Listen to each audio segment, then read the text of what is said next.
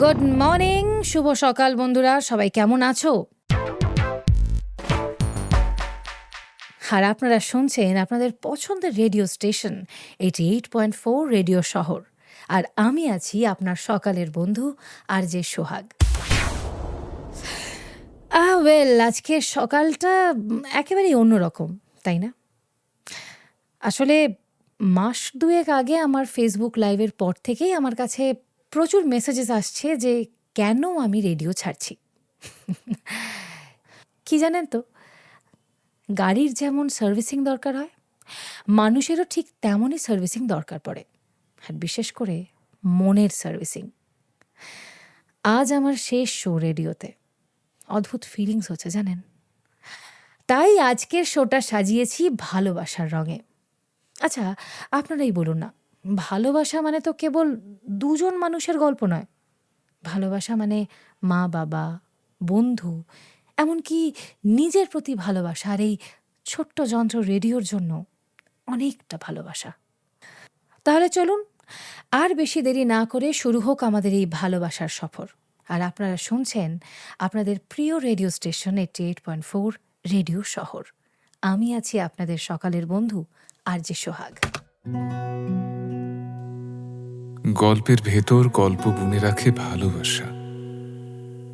অচেনা দুই হৃদয়ের মাঝখানে লুকানো নরম আলো, আবার কখনো দীর্ঘ পথের শেষে ফিরে পাওয়া এক পরিচিত নাম। এই অ্যান্থোলজির প্রতিটি গল্প যেন এক একটা ক্ষুদ্র নক্ষত্র, নিজের আলো, নিজের আকাশ।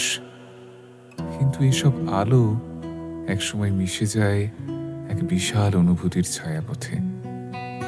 এখানে আছে হারানোর ব্যথা, ফিরে পাওয়ার মায়া, প্রথম দেখার লজ্জা, শেষ দেখার দীর্ঘশ্বাস, ভাঙা শব্দের ভিতরে জমে থাকা স্বপ্ন, কথায় কথায়, স্পর্শে স্পর্শে, বাতাসে ভেসে থাকা স্মৃতির মতো তারা একে অপরকে খুঁজে পায়। এই গল্পে আপনিও হয়তো নিজের কোনো হারানোর ঋতুকে খুঁজে পেতে পারেন, অথবা কোনো চরিত্রের হাসিতে খুঁজে পাবেন নিজের পুরনো দিনের উষ্ণতা। ভালোবাসার গল্প কখনো শেষ হয় না, শুধু রূপ বদলায়, সময় বদলায়, মানুষ বদলায়। শুরু হচ্ছে আমাদের আজকের গল্প লেখিকা দিতিপ্রিয়া রায় গাঙ্গুলির কলমে, রাতের সব তারা।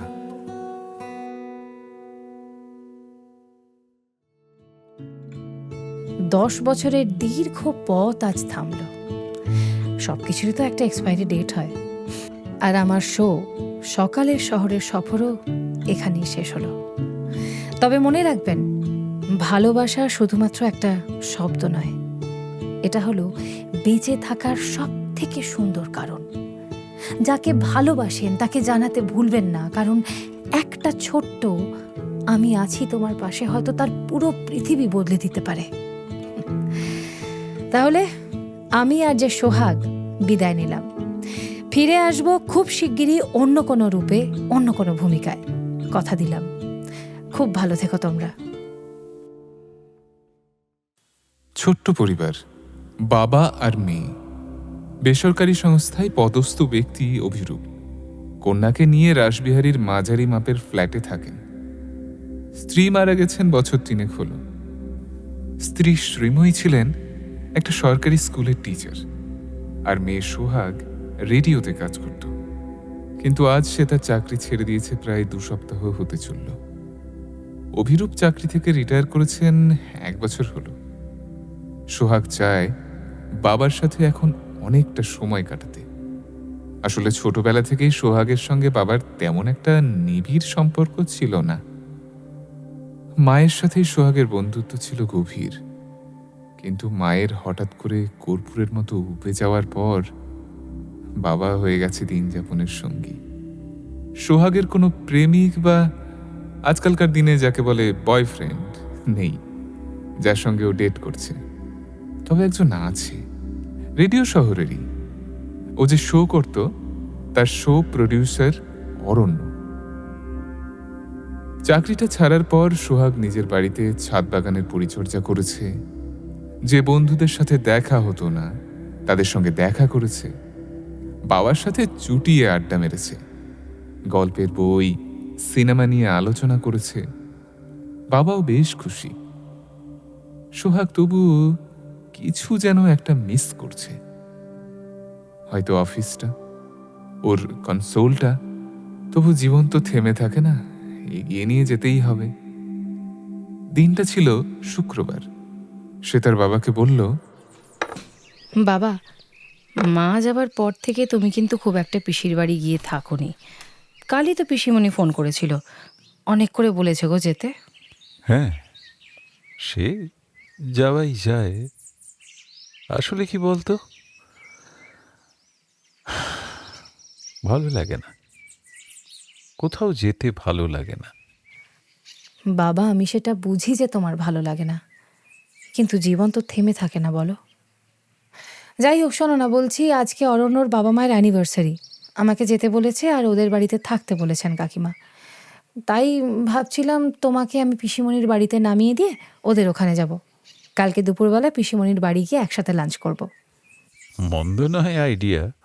হাজার হোক, এখন তো তুই আমার গার্জিয়ান, তোর কথা তো মেনে চলতেই হবে। তোর মা থাকলে আজ। বাবা থাক না ওসব কথা। নাও তাড়াতাড়ি রেডি হয়ে নাও তো, আজকাল ক্যাব পাওয়া যায় ঝক্কি। ওরা দুজনেই নভেম্বরের নিভু নিভু বিকেলের আলোয় এক কাপ করে চা পান করে ক্যাব বুক করে বেরিয়ে পড়ল। বাবাকে মৌলালিতে পিসিমণির বাড়ি নামিয়ে ও চলে গেল শ্যামবাজারের বাটা মোড় থেকে বাঁ দিকে কিছুটা গেলেই একটা বড় কমপ্লেক্স হয়েছে তার ভেতরে। সোহাগ ঢুকল অরণ্যদের বাড়িতে। বিবাহবার্ষিকী বলে কমপ্লেক্সের কমিউনিটি হলটা খুব সুন্দর করে সাজিয়েছে, ফুলের বাহার আর আলোর রোশনাই। 50 বছরের বিবাহবার্ষিকী বলে কথা। দারুণ জমজমাট আয়োজন, খাবার দাবার থেকে শুরু করে আড্ডা, কোনোটারই খামতি ছিল না। অনেকটা রাত হয়ে গেল সবকিছু মিটতে মিটতে। অরণ্যের মা খেয়ালি দেবী সোহাগকে বললেন, হেই, আজ কিন্তু তুই আমার কাছে থাকবি, আগেই বলেছিলাম তোকে। চল ওপরে যাই আমরা। এই বলে সোহাগকে নিয়ে খেয়ালি আর কিছু মহিলা ওপরের ওদের ফ্ল্যাটে চলে গেল। সোহাগ আগেও এসেছে এ বাড়িতে, তাই ওর কাছে নতুন কিছুই নয়। কিন্তু সোহাগ নিজের বাড়ি ছাড়া কোথাও কখনো রাত কাটায়নি, তাই একটু অস্বস্তি হচ্ছে বটে। বাড়িতে ঢুকলো সবাই। আচ্ছা, সবাই ফ্রেশ হয়ে নাও, কিন্তু আজ সারা রাত আমরা জেগে কাটাবো। আফটার অল আমাদের 50 বছর পূর্তি বলে কথা। সবাই যে যার কমফোর্টেবল ড্রেস পরে ড্রয়িং রুমে এসে জমায়েত হও। ড্রয়িং রুমটা প্রশান্ত, দেয়ালে টাঙানো একটা আধুনিক আর্টের ছবি, তার নিচে নরম হালকা বাদামি রঙের সোফা সেট, মাঝখানে কাঠের সেন্টার টেবিলের উপর রাখা একটা ট্রে, তাতে 8-10 রকমের গ্লাস ভর্তি ওয়াইন আর বাদাম, ফল আর কেকের প্লেট। ফলস সিলিং আর নরম আলোর সৌন্দর্যে ড্রয়িং রুমটা আরামদায়ক লাগছিল। নরম সোফাগুলোয় সবাই গা এলিয়ে বসে আছে, গ্লাসে চুমুক দিচ্ছে কেউ হালকা পানীয়। টেবিলের উপর সাজানো হালকা আলোয় ঘরটা যেন আরো উষ্ণ আর ঘনিষ্ঠ মনে হচ্ছে। কারো হাসির শব্দ মিশে যাচ্ছে, কারো গল্পের মাঝখানে কেউ অফিসের মজার কাণ্ড বলছে, কেউ শৈশবের স্মৃতি টেনে আনছে। সোহাগ আর অরণ্য একটু তফাতে দাঁড়িয়েছিল। সোহাগ বলল, শোন না অরণ্য, তোর সাথে কিছু কথা আছে। আরে আমি তো কবে থেকে ওয়েট করে আছি, তুই তো কিছু বলছিস না। উফ, সব সময় কি তোর এই রোমিও মোড অন থাকে নাকি? আমি বলছি কাজ নিয়ে কথা। শোন না, বলছি 2 সপ্তাহ হলো চাকরিটা ছাড়লাম, অনেক প্ল্যান করলেও বুঝে উঠতে পারছি না কি করব। ও, এই সমস্যা? আমি ভাবলাম, যাকে আগে বল, তুই কি করতে সব থেকে ভালোবাসিস? দেখ, গল্প বলতেই বেশি ভালো লাগে, ওটাই তো পেশা ছিল। আমার মাথায় আছে একটা অডিও স্টোরি চ্যানেল খোলার, কিন্তু কোথা থেকে কিভাবে শুরু করব কিছু বুঝতে পারছি না। একটু হেল্প কর না প্লিজ। বুঝতে পারছিস না তো? বেশ, আমি বোঝাচ্ছি, দাঁড়া। আজকে মা বাবার 50 বছর বিবাহবার্ষিকী আমরা সেলিব্রেট করলাম প্রীতি ভোজের সাথে, কিন্তু আসল আড্ডা এখন শুরু হলো। মানে? কিন্তু এর সাথে আমার কাজের কি সম্পর্ক? এখানে বসে থাকা প্রত্যেকটা মানুষের একটা করে গল্প আছে, সেটা জানিস তো? এদের গল্প শুনে তুই যদি ইন্সপায়ার্ড হয়ে গল্প লিখে সেগুলোকে শব্দ আর ছন্দের আকার দিস, তাহলে হয়তো অডিও স্টোরিতে হিউম্যান টাচটা বেশি থাকবে। কি বুঝলি? আচ্ছা শোন, কাকু কাকিমার আপত্তি নেই তো যে আমরা ড্রিঙ্ক করব? আরে না রে বাবা, এই স্টেরিওটাইপ থেকে বেরিয়ে আয় যে উত্তর কলকাতার লোক মানেই খুবই রক্ষণশীল, কনজারভেটেড। জীবনকে দেখার চোখ দুটো আসল, কোথায় থাকি সেটা ইম্যাটেরিয়াল। Of course so. আয় সোহাগ, তোর সাথে সবার একটু আলাপ করাই। হ্যাঁ শিওর। ওই যে দেখছিস সোফার বাঁদিকে বসে আছে আমার ফুলদা, মেজমাসির ছেলে অদ্রিজ, কলেজের ইংলিশ প্রফেসর। আর তার পাশেই ওই যে ওর ওয়াইফ রাধিকা। বড় মাসি অনেককাল আগেই মারা গেছেন, নিঃসন্তান ছিলেন। আর এই যে একদম তোর মুখোমুখি যিনি বসে, এই যে তিনি হলেন আমার একমাত্র পিসির ছেলে অভিক, আর ওই ওর wife Sunandita, school teacher. Sunandita is expecting. আর এই যে ডান দিকে যিনি বসে আছেন তিনি হচ্ছেন আমার মানি, কিন্তু সবার জন্য অপর্ণা, আমার মায়ের বেস্ট ফ্রেন্ড। মানির এক মেয়ে বিদেশে থাকে, আর মানি একদম একটা মানে দুর্দান্ত লাইফ লিড করছে। আজ এখানে কাল ওখানে, কিন্তু যখনই কলকাতায় আসে আমাদের এখানেই থাকেন। মেশো আজ 10 বছর হলো মারা গেছেন। আচ্ছা আচ্ছা। আর ওই চেয়ার টেবিলে বসে আমার মা বাবা। তাহলে তোমাদের থেকেই শুরু করা যাক। রাত বিরেতে আবার কি শুরু করলি বলতো তুই? কোথায় সবাই একটু আমোদ করছে, তোর মাথায় আবার কি ভূত চাপলো বাবা? আজ তোমাদের স্পেশাল দিনে আমরা সবাই নিজেদের স্পেশাল কিছু গল্প বলবো, ঠিক আছে? সে আবার কেমন রে? আরে ওর আইডিয়া যখন ওকেই বলতে দাও না। থ্যাঙ্কস দাদা ভাই। বিষয়টা হচ্ছে আজকে আমরা সারা রাত গল্প করব, আর এই ঘরে উপস্থিত আমরা সকলেই বলবো আমাদের ভালোবাসার মানুষের সাথে কিভাবে দেখা হয়েছিল। এইটা দারুণ আইডিয়া। আমি কিন্তু খুব এক্সাইটেড। গল্পটা তাহলে শুরু হোক। বাবা বলো, তোমার আর মায়ের দেখা কিভাবে হলো? আরে আজ আমাদের দিন, আজ আমরা শুনবো তোদের সবার কথা। অদ্রিজের সাথে রাধিকার দেখা হলো কিভাবে, আর অভিকের সাথেই বা সুনন্দিতার বিয়েটা হলো কি করে? হ্যাঁ বল বল বল, বলে ফেল সব, চটচট করে বলে ফেল তো। আরও একজনের গল্প? এই কথাটা খেয়ালি অপর্ণার দিকে তাকিয়ে বলে। অপর্ণা একটু অস্বস্তি বোধ করে মুখটা নিচু করে। না না, কে আগে শুরু করবে বলো? Volunteer please. আচ্ছা সোহাগ, তুই ঠিক কর তো কে বলবে। হে এ বাবা, না মানে আমি কি করে বলবো? আচ্ছা বেশ, অদ্রিজদা আপনি শুরু করুন। আরে আবার আপনি আগে কেন, বরং যে খুব এক্সাইটেড সেই শুরু করুক। অভিক, সুনন্দিতা, তোরা বল। বেশ, সুনন্দিতা তুমি বলবে নাকি আমি? সুনন্দিতা বলতে শুরু করলো। কিছুই না তেমন, হয়তো খুবই স্বাভাবিক, মানে আর 5টা দিনের মতোই সাধারণ ঘটনা, কিন্তু আমাদের কাছে খুব স্পেশাল। আমি রোজকার মতোই সকালে স্কুলে যাব বলে বাস স্ট্যান্ডে ওয়েট করছি বাসের জন্য। দেখি একটা ছেলে মানে আমি। ভিড়ভাট্টা বাস স্টপে এক মেয়ের সঙ্গে সামান্য ঝামেলা হয়। মেয়েটি বিরক্ত হয়ে অভিযোগ করে যে ছেলেরা সবসময় মেয়েদের ঠেলে বাসে ওঠে। আমি শান্তভাবে জায়গা ছেড়ে দিই। সন্ধ্যায় আবার সেই একই মেয়েকে দেখে আমি তটস্থ হলেও আমার মধ্যে একরকম কৌতূহল থেকে যায় মেয়েটার প্রতি।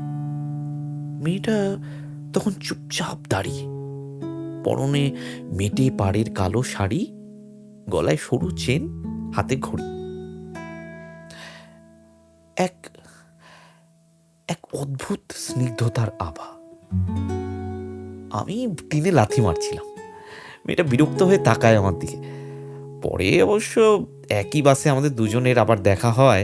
মেয়েটি নিজের আচরণের জন্য ক্ষমা চেয়ে হেসে কথা বলে। আপনার নাম কি? অভিক সিনহা। আর আপনার? সুনন্দিতা বর্মন। আচ্ছা, আপনি কোথায় থাকেন? আমি আমহা স্ট্রিট। আপনি? ও, খুব কাছাকাছিই থাকি তার মানে আমরা। তাই? কোথায়? বউবাজার। ও, এ কি, আপনি এখানে নামছেন? আসলে আমার মা আজকে মামার বাড়িতেই আছেন, তাই আমি আজ এখানেই থাকবো। এ কি, একই গলিতেও ঢুকছেন? আপনার মামার বাড়ি ঠিক কোনটা বলুন তো? এই তো এই সাবেকি সুন্দর মেরামত হওয়া লাল সাদা বাড়িটা। ও, তাহলে আপনি অমলেশ দাদুর নাতি।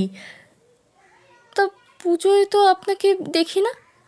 হ্যাঁ হ্যাঁ হ্যাঁ, আমি ওনারই নাতি। পুজোয় পুজোয় আসলে নিজের পাড়া নিয়ে ব্যস্ত থাকি, আর সত্যি বলতে কি আমি এখানে আসি কম। তাহলে আপনি দাদুকে চেনেন? বারে, দাদুকে চিনব না? প্রায় প্রতিদিনই তো আমি যাই। কই, কখনো দেখিনি তো আপনাকে। হয়তো তখন আপনি থাকেন না, মানে যখন আমি যাই। ও, আচ্ছা, আপনাকে দাদু তাহলে চেনেন? যা বাবা, এটা আবার কোনো প্রশ্ন হলো? অবশ্যই চেনেন, তবে আমার ডাক নামে। ঠিক আছে, চললাম তাহলে। আচ্ছা, নিশ্চয়ই দেখা হবে আবার আমাদের। হ্যাঁ, নিশ্চয়ই। সুনন্দিতার চলে যাওয়ার পর অভিক নিজের দাদুর বাড়িতে দরজা খুলে ঢোকার আগে একবার বেরিয়ে এসে দেখল সুনন্দিতা হেঁটে একটা সবুজ রঙের বাড়িতে ঢুকল। বাড়িতে ঢুকে দাদুকে কিছু একটা বলল। দাদু চিনতেও পারলেন, তবে ডাকনামটা ভুলে গেছেন। বয়সের দোষ। অভিকের 28 বছর বয়স। 7 বছর আগে ওর বাবা মারা গেছেন, তাই খুব তাড়াতাড়ি জীবনের কঠিন দিকটা বুঝে যায়। তাই দেশের হয়ে ক্রিকেট খেলার স্বপ্ন জলাঞ্জলি দিয়ে দাদুর সান্নিধ্যে এসে তড়িঘড়ি পড়াশোনা শেষ করে একটা চাকরি নেয়। অভিকের দাদু চাইছেন নাতির বিয়ে দিয়ে নাত বউ করে আনতে, আর অভিক রাজি নয়। যতই হোক, দাদু দিদার বয়স হয়েছে, মায়েরও ইচ্ছে তার বিয়ে হোক। তাই অভিক অনেক বাকবিতণ্ডার পর মেয়ে দেখতে যেতে রাজি হলো। পরের দিন কাক ভরে অভিক বাস স্টপে। এই যে অভিক বাবু। আরে, এ কি, এই এই ভোর 6:30টায় আপনি এখানে? কোনো জরুরি কাজ আছে নাকি? না না, আমি যাচ্ছি শ্যামবাজার, মাসির বাড়ি। তা বলে এত সকালে? আচ্ছা, আপনার কি খুব তাড়া আছে? না, ঠিক তেমন নয়। না মানে, আপনার খুব সমস্যা না থাকলে চলুন না, ভোর ভোর একটু গঙ্গা দর্শনে যাই। না মানে, সেরকম হলে আমি আপনাকে আপনার মাসির বাড়ি ড্রপ করে দেব। সুনন্দিতাকে ভীষণ সুন্দর দেখতে। ও বর্ধিষ্ণু এবং এর সঙ্গে ভীষণ রক্ষণশীল পরিবারের একমাত্র কন্যা। তাকে প্রণয় জ্ঞাপন করতে বহু যুবকই এসেছিল, কিন্তু সকলকেই প্রত্যাখ্যান করেছিল সুনন্দিতা। তবে কেন বাসস্টপের আলাপ, সুদর্শন অভিকের স্নিগ্ধ প্রস্তাবে রাজি হলো সুনন্দিতা, তা সে নিজেও বোধহয় বোঝেনি। গঙ্গাপাড়ে অভিকের হাতে মাটির ভাঁড় থেকে গরম ধোঁয়া উঠছে। হঠাৎই সুনন্দিতা বলল, তুমি, আই মিন, আপনি কি রোজ এখানে আসেন? এই প্লিজ, আমাকে এসব আপনি আজ্ঞে করবেন না। আসলে ছোটবেলার অভ্যাস তো, ওই জন্য রোজই আসি প্রায়। এটা কিন্তু ঠিক হলো না। আমি তোমায় তুমি বলবো তখনই যখন তুমিও আমাকে তুমি বলবে। আচ্ছা, যথা আজ্ঞা। দেখছো, নদী নিজের তালে বয়ে চলেছে, তবু বুকে হালকা হাওয়া লাগায় সে নিজের চঞ্চল রূপ দেখায়। এসব দেখলে বাবার কথা বড্ড মনে পড়ে। মনে পড়ে? মানে? বাবা মারা গেছেন 7 বছর হলো। কিছুই না, সামান্য জ্বর হয়েছিল। 3 দিন ভুগলেন, 4 দিনের মাথায় ঘুমের ঘোরে চলে গেলেন। ডাক্তার বলল ঘুমের ঘোরে কার্ডিয়াক অ্যারেস্ট। হয়তো এটাকেই ডেস্টিনি বলে। এই যা, সকাল সকাল মন খারাপ করা কথা বলে ফেললাম। I am very sorry. চলো ওঠা যাক। তুমি বললে যে এখানে নাকি তুমি রোজ আসতে আগে, কেন?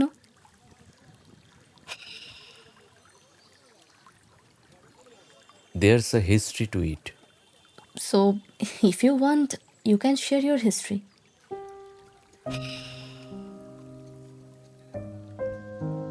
জানো সুনন্দিতা, জীবনটা মাঝে মাঝে অদ্ভুত খেলা খেলে। একটা সময় ছিল যখন মনে হতো দুনিয়াটা আমার হাতের মুঠোয়। ওই যে ক্রিকেট অ্যাসোসিয়েশনে চান্স পেলাম, চারদিকে কত নামডাক, রঞ্জিতে খেলা প্রায় কনফার্ম, এমনকি ইন্ডিয়া টিমে সিলেকশন হওয়ার কথাও পাকা হয়ে গেছিল। সবই ঠিক ছিল, ঠিক সেই সময় একটা দুর্ঘটনা। পাটা এমন ভাবে ভাঙলো যে 3 মাস পুরোপুরি বেড রেস্টে থাকতে হলো। চোখের সামনে দিয়ে রঞ্জি, ন্যাশনাল টিম, সব স্বপ্ন জলের মতো বেরিয়ে গেল। আমি আর সেই ধাক্কাটা নিতে পারিনি জানো। এতটাই ডিপ্রেসড হয়ে পড়েছিলাম যে আর কোনোদিনও মাঠমুখই হইনি। তারপর তো কলেজ শেষ হতে না হতেই বাবা চলে গেলেন। সংসারের পুরো চাপটা এসে পড়লো আমার ঘাড়ে। বাধ্য হয়ে এই চাকরিটা নিতে হলো। স্বপ্নের ওখানে ইতি, আর শুরু হলো এক রুক্ষ বাস্তব।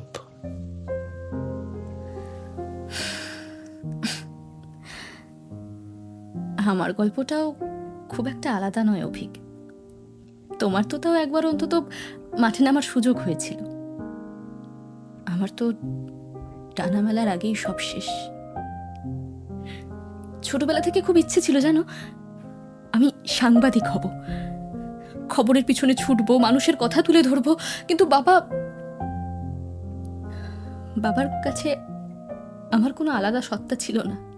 আমার জীবনের পুরো স্ক্রিপ্টটা বাবা আগে থেকেই লিখে রেখেছিলেন।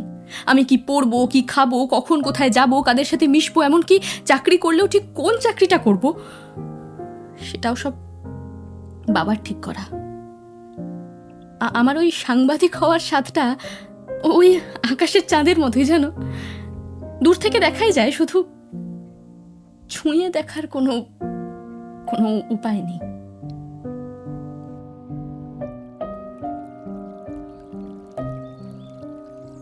অভিক, আজ আমরা যা শেয়ার করলাম, মানে দুজন দুজনের সাথে, সেটা আমাদের মধ্যেই থাকুক। জানি না, তোমাকে অল্প দিনের আলাপেই গোপন কথা বলতে মন চাইল। এরকম মাঝে মধ্যেই গঙ্গার ধারে যাওয়া যেতে পারে কি? অবশ্যই, অবশ্যই যাব। যদি তুমি রোজ যেতে চাও, আমিও রাজি।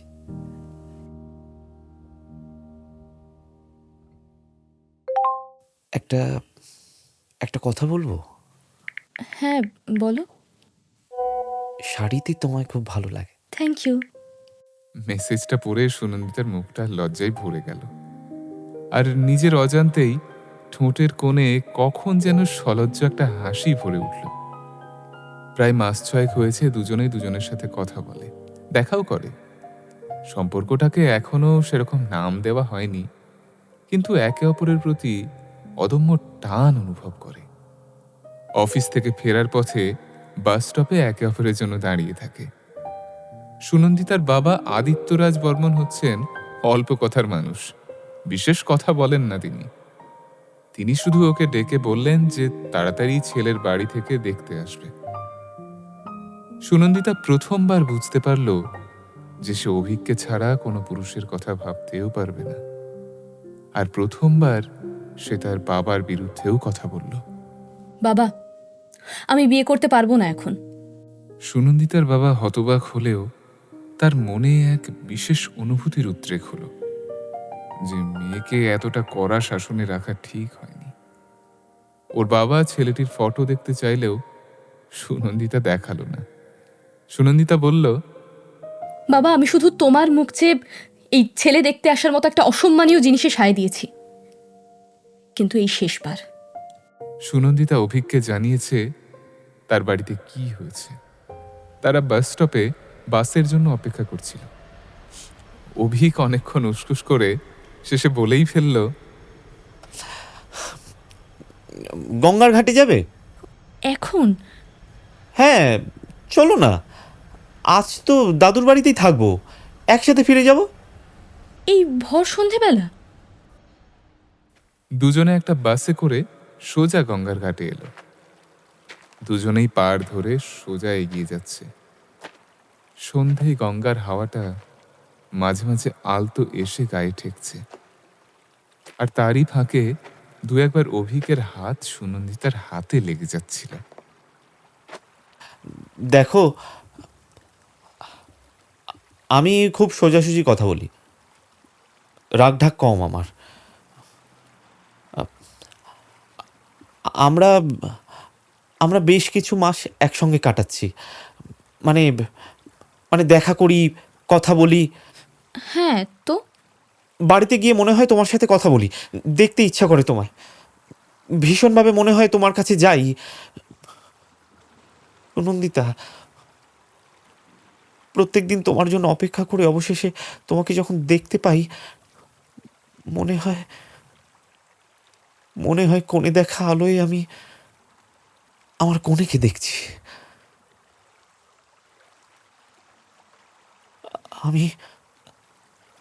আমি তোমাকে ভালোবাসি সুনন্দিতা।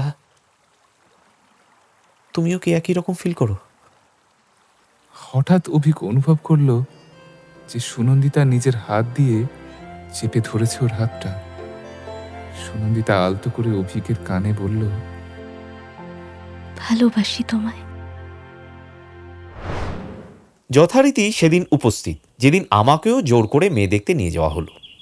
আর এইদিকে সুনন্দিতার বাড়িতেও ওকে দেখতে এসেছে। সুনন্দিতা অনিচ্ছা সত্ত্বেও একটা ট্রে করে চা নিয়ে বসার ঘরে ঢুকলো। আর এদিকে আমি পরেছিলাম একটা সুন্দর লাল রঙের পাঞ্জাবি আর পাজামা। আমি দেখছি একজন মেয়ে কালো রঙের ঢাকাই, গলায় কালো মোটা হার, কপালে বড় কালো টিপ, ডান হাতে কালো বালা, খোপা বাঁধা, সে চা নিয়ে ঢুকছে। মেয়েটিকে তো রীতিমতো ভূত দেখার মতো দেখে আমি বলে উঠলাম, তুমি? হে কি, তুমি? আরে এ তো দারুণ, পুরো সিনেমার মতো। সত্যিই তাই গো। আমাদের বিয়ে আজ 5 বছর হলো, আর এই জানুয়ারিতে বেবি ডেলিভারির ডেট দিয়েছেন ডাক্তার। হ্যাঁ, সত্যিই ভাবতে অবাক লাগে, সময় থেমে থাকে না, বয়ে যাচ্ছে। এবার কি বলবে বলো? এবার বলবে তোর মানি। ধ্যাত, আমি কি বলবো? আজ বলে দে, তোর আর সৌমিত্রদার কথাটা বলে দে মানি। কি যাতা বলছিস? ছোট ছোট ছেলে মেয়েদের মধ্যে আমরা আবার কি বলবো? তুইও তো বললি না কিছু। আমার আর তোর উজ্জ্বলদার কলেজে আলাপ, সেই থেকে প্রেম, তারপর বিয়ে, ছেলে হলো, ব্যাস। আমাদের মধ্যে বড্ড সাদামাটা ব্যাপার রে। তোর ব্যাপারটা সত্যিই অনন্য, তুই বলেই সামলেছিস সবটা। সেটা আমার মনে হয় ওদের জানা দরকার, যে ভালোবাসা কীরকম হতে পারে। জীবনে কতটা সময় আমরা বাঁচি আর কতটা দৌড়াই আমরা নিজেরাও জানি না। কিন্তু আমি বেঁচেছিলাম বিয়ের আগে। প্রেম মানেই যে সবসময় একটা শারীরিক টান, তা তো নয়। প্রেম সৌম্য। আর বেঁচেছিলাম একটা রাত বিয়ের বহু বৎসর পরে। যার সাথে আমার বিয়ের আগের সম্পর্ক ছিল তার সাথে বিয়ে হয়নি, কারণ ওই যা হয়, বাড়ি থেকে মেনে নেয়নি। আর আমার বিয়ে হয়ে যায় একজন ব্রাইট ফিউচার থাকা ইঞ্জিনিয়ারের সাথে। আর বিয়ে 3 বছরের মধ্যেই বড় মেয়ে হয়, আর তার 3 বছর পর ছোট মেয়ে। মেয়েরা বড় হয়ে যে যার মতো বিদেশে পাড়ি দেয়। বড় মেয়ে এখন নিউজিল্যান্ডে চাকরি করে, আর ছোট মেয়ে মুম্বাইতে থাকে, ওখানেই সিনেমা থিয়েটার এসব করে। দুজনেরই বিয়ে দিয়ে দিয়েছি। আমার স্বামী হঠাৎ করেই মারা যান বছর 5 আগে। যাই হোক, চলছিল এভাবেই ঠিকঠাক। বড় মেয়ের কাছ থেকে ছোট মেয়ের কাছে মাসখানেক থেকে কলকাতা ফিরছিলাম। তখনই অপর্ণা এয়ারপোর্টের লাউঞ্জে বসে কয়েকটা ম্যাগাজিন উল্টেপাল্টে দেখছিল। হঠাৎই একজন দৃঢ় কণ্ঠের পুরুষ তাকে এসে বলল, may I sit here? Soumitra, Aparna, তুমি তুমি এখানে? ছোট মেয়ের বাড়ি এখানে, এখান থেকে কলকাতা ফিরছি। ও আচ্ছা। তুমি মুম্বাইতে থাকো না কলকাতায়? মুম্বাই। কলকাতায় ফেরার আর মুখ ছিল না, অগত্যা মুম্বাইতেই থেকে যাই একটা চাকরি নিয়ে। তাহলে কলকাতায় যাচ্ছ? আসলে কলকাতায় আমার বসত বাড়িটা বিক্রি করে দেবে আমার খুড়তুতো ভাইয়েরা, তাই যাচ্ছি সই করে সব ঝামেলা চুকিয়ে দিয়ে আসতে। কেমন আছো? এই বয়সে যেমন থাকা যায় ঠিক তেমনই। তুমি বিয়ে করেছো?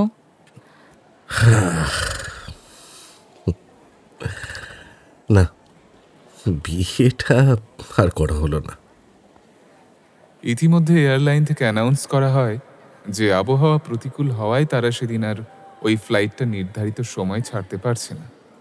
যতক্ষণ না অনুকূল পরিস্থিতি হয় ততক্ষণ তারা প্যাসেঞ্জারদের জন্য একটি থাকার ব্যবস্থা করে দেবে, খুব কাছাকাছি একটা হোটেলে। এই খবরে প্রত্যেক প্যাসেঞ্জারই অত্যন্ত রুষ্ট হন, কিন্তু কিছু করার নেই। তাই হোটেলের উদ্দেশ্যে রওনা দেন সকলে। হোটেলে গিয়ে যে যার রুমে চলে যায়, কিন্তু সৌমিত্র অপর্ণাকে নিজে ডেকে বলেন, অপর্ণা, বহু বছর পর আবার আমাদের দেখা হয়েছে। তোমার আপত্তি না থাকলে একটু গল্প করা যায়? আমার রুমে এসো, বা যদি তুমি চাও তোমার রুমেও আমি চলে আসতে পারি। অপর্ণা আপত্তি করেনি। অপর্ণার ঘরে সৌমিত্র যায়। বাইরে খুব জোরে বৃষ্টি পড়ছে। ডিনারটা ঘরেই আনিয়ে নেয় ওরা দুজন। অপর্ণা খুব চিন্তিত গলায় বলে, কখন যে ফ্লাইটটা রিশিডিউল হবে না কে জানে, খুব চিন্তা হচ্ছে। মেয়েরাও ফোন করছে বারবার, টেনশন করছে। জানিয়ে দাও ওদের তুমি সেফ আছো। ঠিক আছে, তুমি বসো, আমি বরং একটু বাথরুম থেকে ফ্রেশ হয়ে আসি। অপর্ণা, তুমি বিয়ে করে সুখী? ভালোই তো আছি। কতটা ভালো? যেটাকে সমাজের নিরিখে ভালো থাকা বলে সেরকমই ভালো আছি। 2 মেয়ে ওয়েল সেটেলড। কিছু বছর হলো আমার স্বামী মারা গেছেন। Oh, I am extremely sorry for that. খুব মিস করি মানুষটাকে। যখন একেবারে একা হয়ে গেছিলাম, কেউ তো ছিল না, ওই আমার হাত ধরেছিল। আচ্ছা সৌমিত্র, তুমি তুমি বিয়ে করলে না কেন? কাউকে পাইনি তেমন। বাথরুম থেকে আসছি। প্রায় 60 বছর বয়সী অপর্ণা বাথরুম থেকে ফ্রেশ হয়ে বেরোলেন। পরনে আগে থেকেই পরিহিত মেরুন কালারের শাড়ি, কপালের টিপটা ধুয়ে গেছে। সাজসজ্জাহীন মুখটা যেন দাগহীন চাঁদের মতন লাগছে। অপলক সৌমিত্র তাকিয়ে আছে অপর্ণার দিকে। অমন হাঁ করে তাকিয়ে দেখছো কি? সরি। তুমি কিন্তু সেই আগের মতোই চেহারাটাকে ধরে রেখেছ। রহস্য কি? রহস্য? ডায়াবেটিস। সে কি, রক্তে আবার শর্করার মাত্রা বেশি হলো কি করে? সংসারের দায়িত্ব নিতে নিতে। তোমার আবার কিসের দায়িত্ব? মেয়েরা তো যে যার মতো ভালোই আছে। আর আমি যে একা, কখনো এর কাছে কখনো ওর কাছে, নিজের কোনো ঠাঁই নেই। যে ছিল সেও তো ফাঁকি দিয়ে চলে গেছে। বুঝি সেটা। যখন মা বাবা চলে যায়, এইরকমই একটা অবস্থা আমারও হয়েছিল। আচ্ছা সৌমিত্র, আমাদের সম্পর্ক মেনে নেননি বাবা, আমরা প্রেম করেছিলাম বলে। কিন্তু তুমি তো একটিবার চেষ্টা করতে পারতে বলো। তা না করে মুম্বাই চলে গেলে আমাকে একা ফেলে। অল্প বয়স হলেও মনের দিক থেকে আসলেই ভীতু ছিলাম আমি। তোমার কাছে আর 40 বছর পরে আর স্বীকার করতে কোনো বাধা নেই। আমি আমার সেই ভুলের মাসুল এখনো গুনে চলেছি। তোমার সঙ্গে আমার ওই ব্যবহারে আমাদের যে গুটি কয়েক বন্ধু ছিল তাদের সঙ্গেও সম্পর্ক ঘুচল। আর কয়েক বছর পর মুম্বাইতে বাবা মাকেও নিয়ে আসি। কিন্তু সুখ সময় কাটাতেই শুরু করেছিলাম, আর একে একে তারাও চলে গেলেন। মেয়ে বন্ধু যে একেবারে হয়নি সেটা বলা ভুল। তবে কি জানো তো অপর্ণা, ভালোবেসে সংসার করার মতো সঙ্গী পাইনি। সত্যি বলতে গেলে খুঁজিও নি। তুমি চলে যাওয়ার পর আমি ভেঙে পড়ি, প্রচণ্ড ভেঙে পড়ি। বাবা জোর করে বিয়ে দিয়ে দেন। কিন্তু অসিত ভালো মানুষ ছিল, ও তোমার ব্যাপারে সমস্তটাই জানতো, তাই আমাকে সময় দিয়েছিল। জানো তো, ধীরে ধীরে আমি ওকে ভালোবেসে ফেলেছিলাম। আজও খুব ভালোবাসি মানুষটাকে। জীবনটা কত অদ্ভুত, তাই না অপর্ণা? একদিন আমরা কাছে আসার জন্য কত লুকোছাপা করতাম, আর আজ আমরা দুজনে দুজনের সামনে বসে, অথচ কোনো তাড়া নেই আমাদের। আমি বিভিন্ন দেশ ঘুরে বেড়াই, ট্রাভেলগ লিখি। এখানে থেকে এতটুকু বুঝেছিলাম যে একমুখী হলে চলবে না। One has to trust his potential.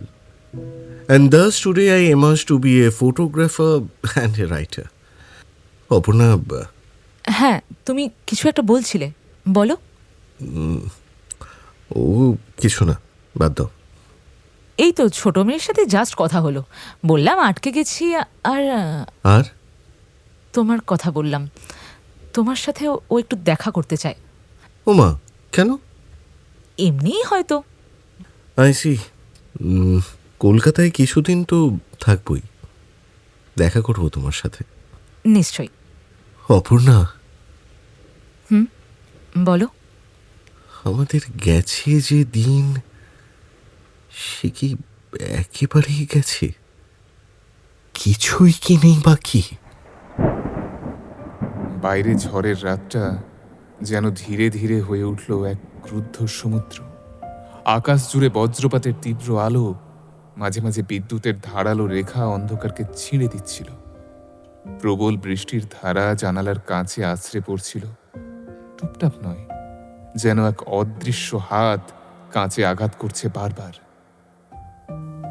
এদিকে ঘরের ভেতরটা মৃদু আলোয় ভেসে যাচ্ছিল, একটা ছোট ল্যাম্প শেডের নরম উষ্ণ আলো।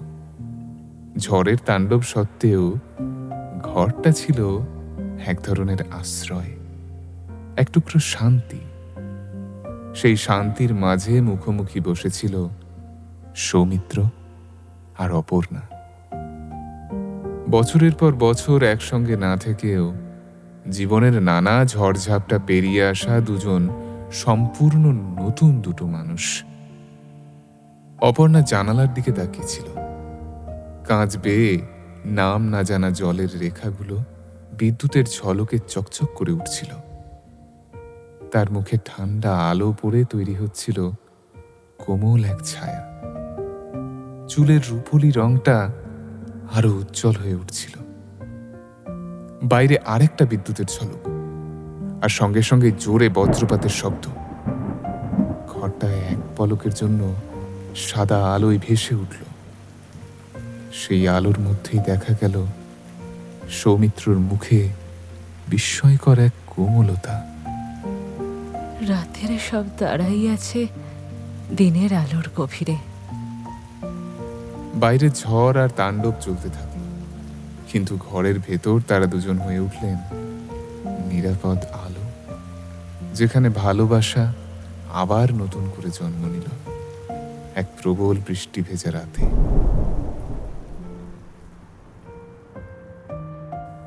অপর্ণার কাছে এই কথা শুনে ঘরের ভেতর তখন পিন ড্রপ সাইলেন্স। অপর্ণার নাক টানার শব্দ পেতেই সকলে একটু নড়ে চড়ে বসল। অদ্রিজের স্ত্রী রাধিকা গিয়ে অপর্ণাকে জড়িয়ে ধরল। খেয়ালির চোখেও জল এলো। সোহাগ তখনও চুপ করে আছে। অরণ্যই বলল, পরিবেশটা একটু ভারী হয়ে গেছে, কিন্তু আজ মানি না খুব ভালো আছে। মানি সৌমিত্র আঙ্কেলের সাথে যোগাযোগ রেখেছে। মেয়েরাও মানিকে এনকারেজ করেছে নিজের মতো করে লাইফ লিড করতে। মানি এখন আঙ্কেলের সাথে বিভিন্ন দেশ বিদেশ ঘুরছে। And that's what we call drinking life to the lees. সত্যি জীবনকে দেখার নজর বদলে গেল আজ। তোমার থেকে কত কিছু শেখার আছে। আকাশে মধ্যরাতের হাতছানি। এবার অদ্রিজ, তোরা শুরু কর। ভায়া, কোথা থেকে যে শুরু করি? আচ্ছা, নাটকের ওই শেষ সিন থেকে শুরু করি।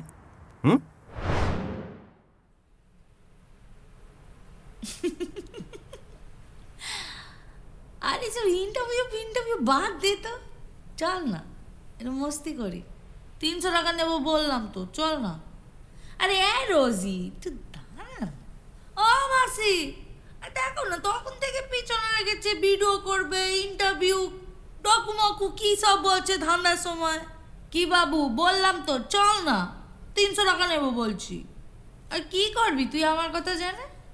হ্যাঁ, আমি ছোটবেলায় কি করতাম, কেমন ছিলাম, কি কি ভালোবাসতাম, খেতাম কি না 4টে বাচ্চার মতো, এসব জেনে কি হবে?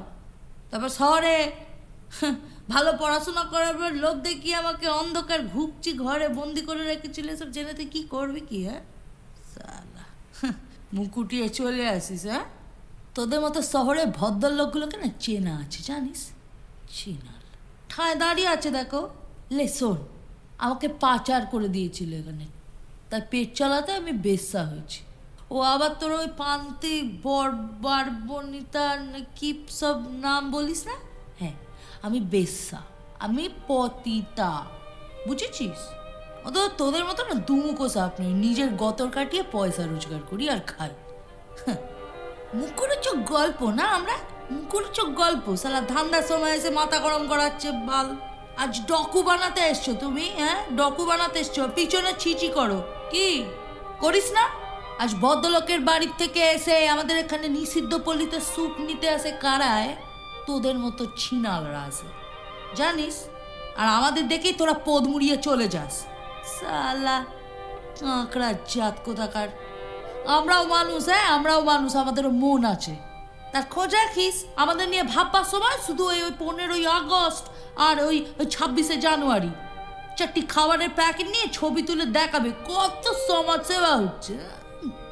হারামজাদা সালা, সালা নেকামু যত সব। এই স্বার্থপরের পৃথিবীতে না আমি চাই না আমার সম্বন্ধে কেউ জানুক, বুঝেছিস? বেনামি হয়ে থাকবো সালা। গরিব হতে পারি কিন্তু আমাদের আত্মসম্মান বোধ আছে। তোদের মতো সালা কপট না আমরা, বুঝেছিস? সালা স্বাধীনভাবে বাঁচি। চল এখন ফট। একজন যুবতী, বয়স তার আন্দাজ 28-29 বছর হবে। ছিপছিপে গড়ন, খুব মিষ্টি দেখতে, লম্বা চুল। স্টেজে দাঁড়িয়ে অভিনয় করার সময় এক চুলও জায়গা কাউকে ছাড়ে না এই মেয়েটি। কলকাতার থিয়েটার জগতে বিস্তর নাম করেছে হালে। চড়া মেকআপ নিয়ে মনোলগটা এক নাগারে বলে চলাটা শেষ হয়েছে সবেমাত্র, আর অন্ধকার অডিটোরিয়ামটা ফেটে পড়ল করতালিতে। জানুয়ারির 15 তারিখ 2021, নিউ জলপাইগুড়ি স্টেশন, সকাল 9টা বাজে। কোভিডের জন্য সারা পৃথিবীটা একরকম স্তব্ধ হয়ে গিয়েছে। কারোর চাকরি নেই, কারোর ব্যবসা বন্ধ, কারোর মাইনে কম। কিন্তু অদ্রিজের ওয়ার্ক ফ্রম হোম, মাইনেও সময় মতো আসে, তাই সে আর 5 জনের থেকে অনেক ভালো আছে, আর নিজেকে বারবার ধন্য মনে করে। এমন করাল সময়েও সে ও তার মা সুস্থ আছে, ভালো আছে। পেশায় ইংরেজি সাহিত্যের প্রফেসর, এবং নেশাই ফটোগ্রাফার অদ্রিজ মাঝে মাঝে কলেজে যায় কিছু জরুরি কাজ থাকলে। অদ্রিজকে দেখলে মনে হবে না ৩৮ বছর বয়স। সকালে উঠে নিয়মিত শরীরচর্চা করে, পরিমিত আহার আর প্রচুর হাঁটে। আমি আর আমার 2 বন্ধু উত্তরবঙ্গে গেছিলাম। শিলিগুড়িতে বিধান মার্কেটের কাছে ওই নেতাজি কেবিনে ব্রেকফাস্ট সেরে বুক করা ট্যাক্সি করে রওনা দিলাম কালিম্পংয়ের পাহাড়ের কোলে ছোট্ট একটা গ্রাম চারখোলের উদ্দেশ্যে। ওখানে একটা অসাধারণ হোমস্টে বুক করা হয়েছে। 2 তলা হোমস্টে, 3 তলাটা তৈরি হচ্ছে। 2 তলার বড় একটা ঘরে 3 জনের থাকার ব্যবস্থা হলো। ঘরের সমস্ত আসবাব, খাট, এমনকি মেঝেটাও কাঠের। আর বারান্দা থেকে ভিউটা দুর্দান্ত। বারান্দা থেকে সুদূরের পাহাড়গুলো দেখা যাচ্ছে, আর মাঝের জায়গাটুকু পাইন গাছের সারি। এঁকে বেঁকে যাওয়া রাস্তা চলে গেছে নিচের দিকে। সাদা মেঘগুলো গাছের ফাঁকে ফাঁকে আটকে আছে, আর কিছু মেঘ পাহাড় কেটে উঠে গেছে আকাশের দিকে। ঠিক যেন মনে হচ্ছে সরীসৃপের মতো রাস্তাটা ধরে পাইনের মাথার উপর দিয়ে গিয়ে পাহাড় কেটে স্বর্গে উঠে যাচ্ছে সমস্ত জাগতিক মায়া ফেলে রেখে। অদ্রিজ ক্যামেরা তাক করে পাহাড়ের দিকে চেয়ে বলল, In the beginning, how the heavens and earth rose out of chaos. ঝুপ করে সন্ধে নামল। পাহাড়ি সন্ধে বড্ড মোহময়ী। রাতে ওরা 3 জন হাড় কাঁপানো শীতের মধ্যেও বারান্দায় বসে বুড়ো সাধুর উষ্ণতা নিচ্ছিল। ওরা 3 জন বন্ধু নিজেদের জীবনে কতখানি সেটেল, ওটা নিয়েই ওরা আলোচনা করছিল, যার সারমর্ম এই ছিল যে ছোট থেকেই আমাদের একটা ইঁদুর কলে ঢুকিয়ে দেওয়া হয়। ছোটবেলায় বলা হয় ভালো করে পড়াশুনো করে চাকরি করতে হবে, তারপর বিয়ে হয়ে গেলে সন্তানের জন্ম দিলে মানে তুমি সেটেলড। কিন্তু অ্যাক্সিডেন্টাল পেরেন্ট হয়ে লাভ নেই, প্ল্যান করে এগোলে ভালো হয়, ইত্যাদি ইত্যাদি প্রভৃতি। তবে সেই রাতে একটা কথা ওঠে আর সবাই নীরব হয়ে যায়। অদ্রিজের ভালোবাসার মানুষ 4 বছর আগেই দুর্ঘটনায় মারা যায়, কিন্তু সেই শোক থেকে অদ্রিজ বেরোতে পারেনি।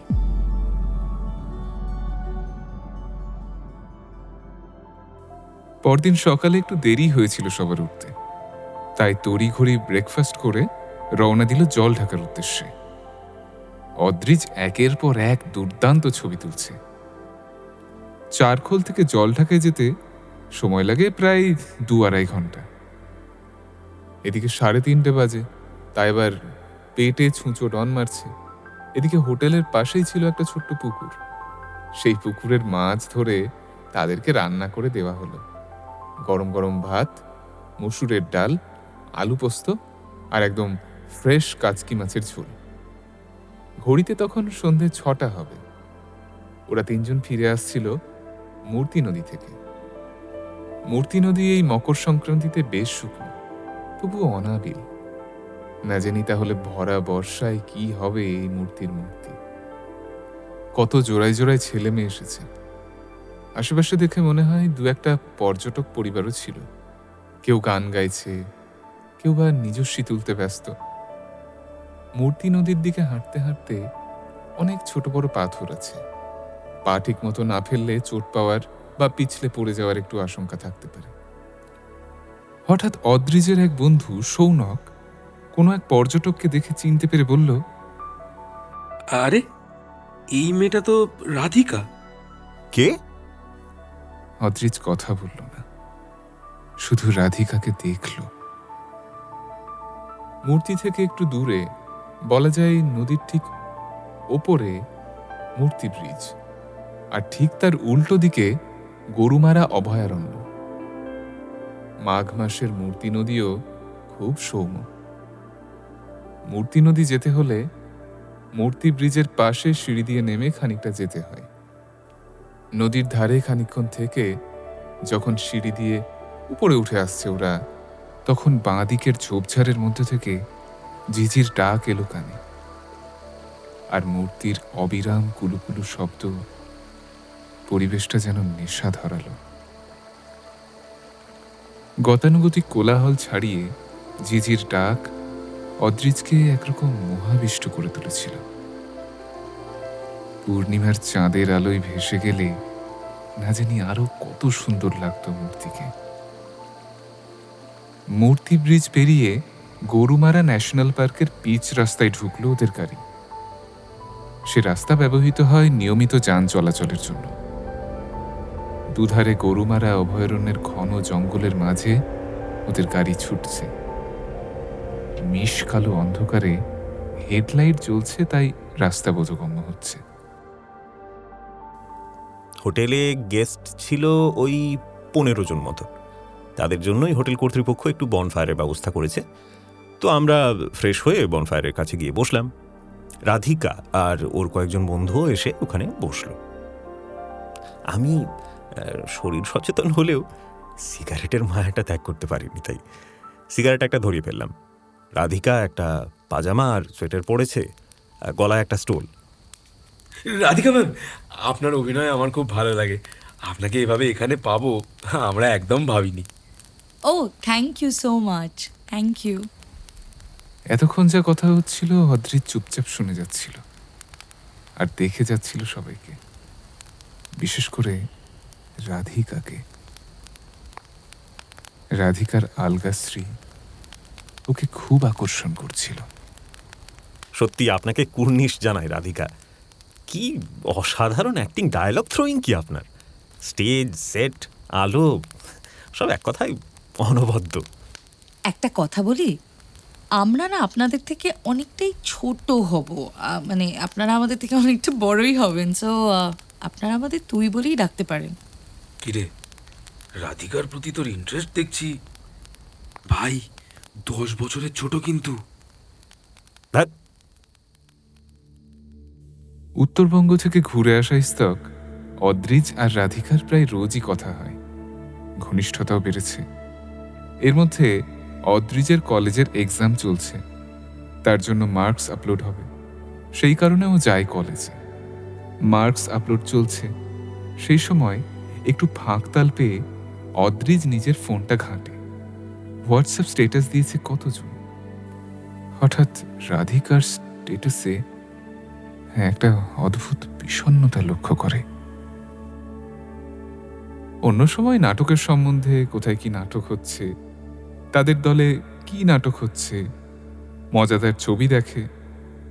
কিন্তু সেদিন স্ট্যাটাসে লেখা সবার জীবনেই গভীর গোপন ক্ষত থাকে। স্ট্যাটাসটা দেখে একটু অবাক হয় অদ্রিজ, তাই একটা রিপ্লাই দিয়ে ফেলে। তার মানে তোর জীবনেও ক্ষত আছে।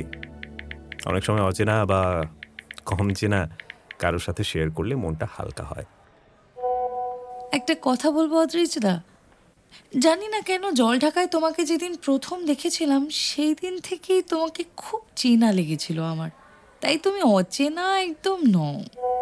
কি জানো তো, অনেক সময় অনেক ছোট ছোট আক্ষেপ বড় ক্ষত হয়ে দাঁড়ায়। কি জানি। তাহলে ফোন করি, বা তোর মনে হলে মিট করে কথা বলি। আমি আসলে একটু পুরনোপন্থী, তো সব সময় এত লিখে কথা হয় না, এটাই আমার বিশ্বাস। তুমি আমার জন্য এতখানি ভাবো, সেটা দেখে বুঝে এত ভালো লাগছে কি বলবো। সত্যি ঘুরে আসার পর থেকে তোমার সাথে এত কথা হয় যে তোমার সাথে আমি অনেকটা খুলে কথা বলতে পারি। তুমি তো বললে তুমি কলেজে আছো, মার্কস আপলোড করছো। আমিও এখন রিহার্সালে আছি। সো বাড়িতে গিয়ে রাতে সমস্ত কিছু বলি। বেশ, অপেক্ষায় থাকবো। ফোনটা রেখে অদ্রিজ ভাবল, সত্যি ও কারোর বিষয়ে এতটা কেয়ারফুল হয় না। তাহলে কি হলো ওর হঠাৎ? রাধিকা অদ্রিজের মনে এইভাবে বাসা বাঁধছে, একটু একটু করে ওর ভেতর বেড়ে উঠছে। ওদিকে রাধিকাও মনে মনে ভাবল, অদ্রিজদা আমার থেকে কতটা বড়, কিন্তু তাও আমার কথা কিরকম ভাবে। আমার ছোট স্ট্যাটাস দেখে আমার সাথে মিট করতে চাইছে, আমার দুঃখগুলো শুনতে চাইছে, ক্ষতর বিষয়ে জানতে চাইছে। এমনও কি কোনো পুরুষ হয় মানে? অদ্রিজের বাড়িতে শুধু ও আর ওর মা থাকেন। রাধিকার আছে বাবা, রিটায়ার করেছেন, এবং তার মা ঘরকন্যা সামলান। রাধিকার ইচ্ছে মিউজিক আর থিয়েটার থেরাপি নিয়ে কাজ করার, কিন্তু সেই জন্য চাই আরো অনেক বেশি পড়াশোনা, আরো অনেক বেশি জ্ঞান থিয়েটার সম্বন্ধে। যেহেতু ওর বাবা সবেমাত্র রিটায়ার করেছেন, তাই নিজের ওপর খানিকটা বলতে গেলে নিজে থেকেই চাপ নিয়েছে রাধিকা। তাই সব মিলিয়ে বড্ড টানা পোড়েনের মধ্যে আছে। দেখতে সুন্দর, মিষ্টি, তাই অনেক পুরুষ মানুষই বয়সে ছোট বড় তাকে তাদের ভালোবাসা জ্ঞাপন করেছে, কিন্তু রাধিকা তাদের চায়নি। সে শুধু একটা ছেলেকে পছন্দ করত, কিন্তু সেই ঘটনাচক্রে সেই সম্পর্কের জবনিকা পতন হয়েছে। মনের নানা টালমাটাল অবস্থার মধ্যে দিয়ে যাচ্ছে রাধিকা অদ্রিজ। সারা বিকেল ধরে অপেক্ষা করে ঠিক শুতে যাওয়ার আগে ফোন এলো রাধিকার। তখন রাধিকার সমস্ত কথা শুনে ও বলল, রাধিকা, তোর এত মন খারাপ যখন, চল না কাল কোথাও একটু মিট করি। অবশ্যই তোর যদি আপত্তি না থাকে তবেই। কারণ আমার কি মনে হচ্ছে জানিস তো, সেকেন্ড ওয়েভ আসতে চলেছে। তাই পুরোপুরি লকডাউন হয়ে গেলে তো আর ধরে রাখ দেখা করা হলো না। তাই আগে ভাগে একটু দেখা করতে চাইছি। তবে হ্যাঁ, আবারও বলছি, তোর যদি কোনো আপত্তি না থাকে তবেই। হ্যাঁ অদ্রিজদা, নিশ্চয়ই দেখা করব।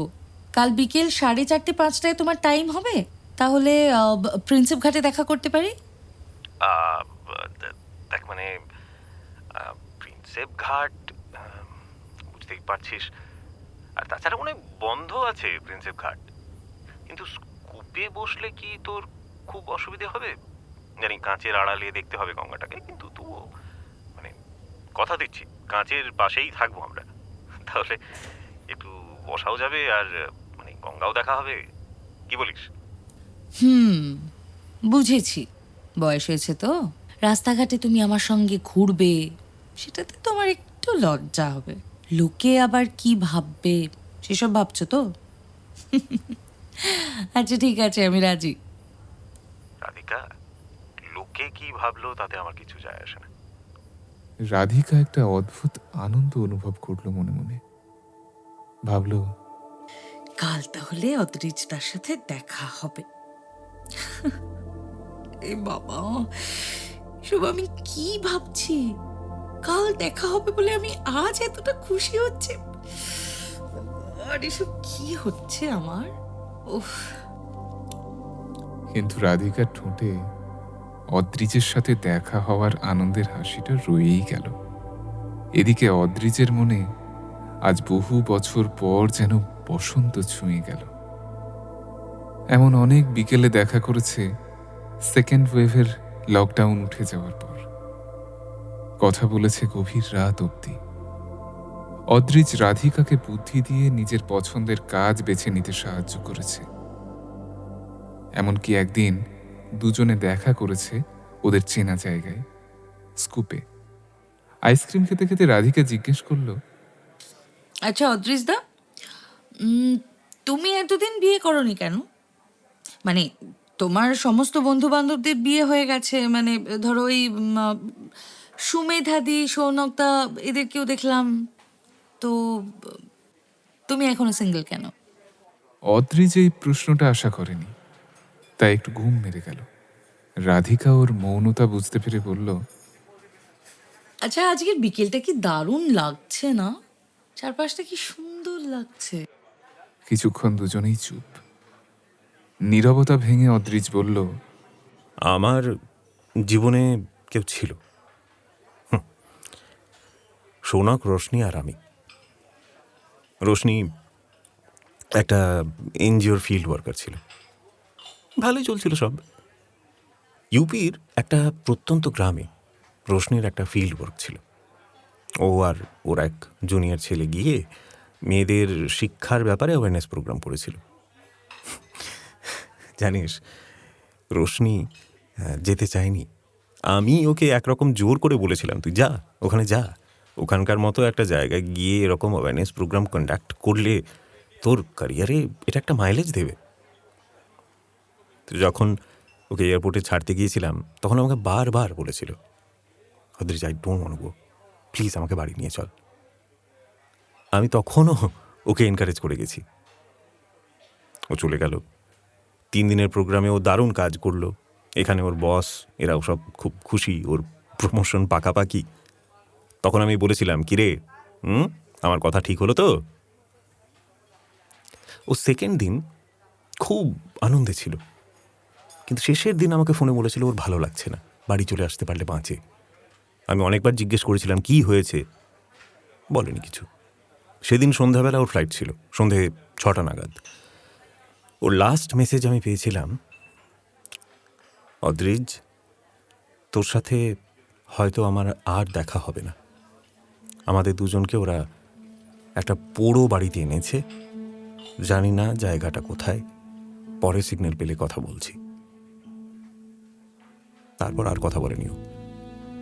এয়ারপোর্টে গেছিলাম ওকে আনবো বলে, ওর ফ্লাইট ল্যান্ড করলেও ও বা ওর জুনিয়র ফেরত আসেনি। কি না করেছিলাম সে রাতটায়। ওর অফিস, থানা, পুলিশ, কোর্ট, পরে 2 দিন ওর কোনো খোঁজ পাওয়া যায়নি। সেই রাতগুলো আমার মৃত্যুর মতো কেটেছে। 2 রাজ্যের সরকার অবধি পৌঁছেছিলাম। শেষমেশ জানা গেল রোশনি আর ওর জুনিয়রকে ওরা শ্লীলতাহানি করে মেরে ফেলেছে।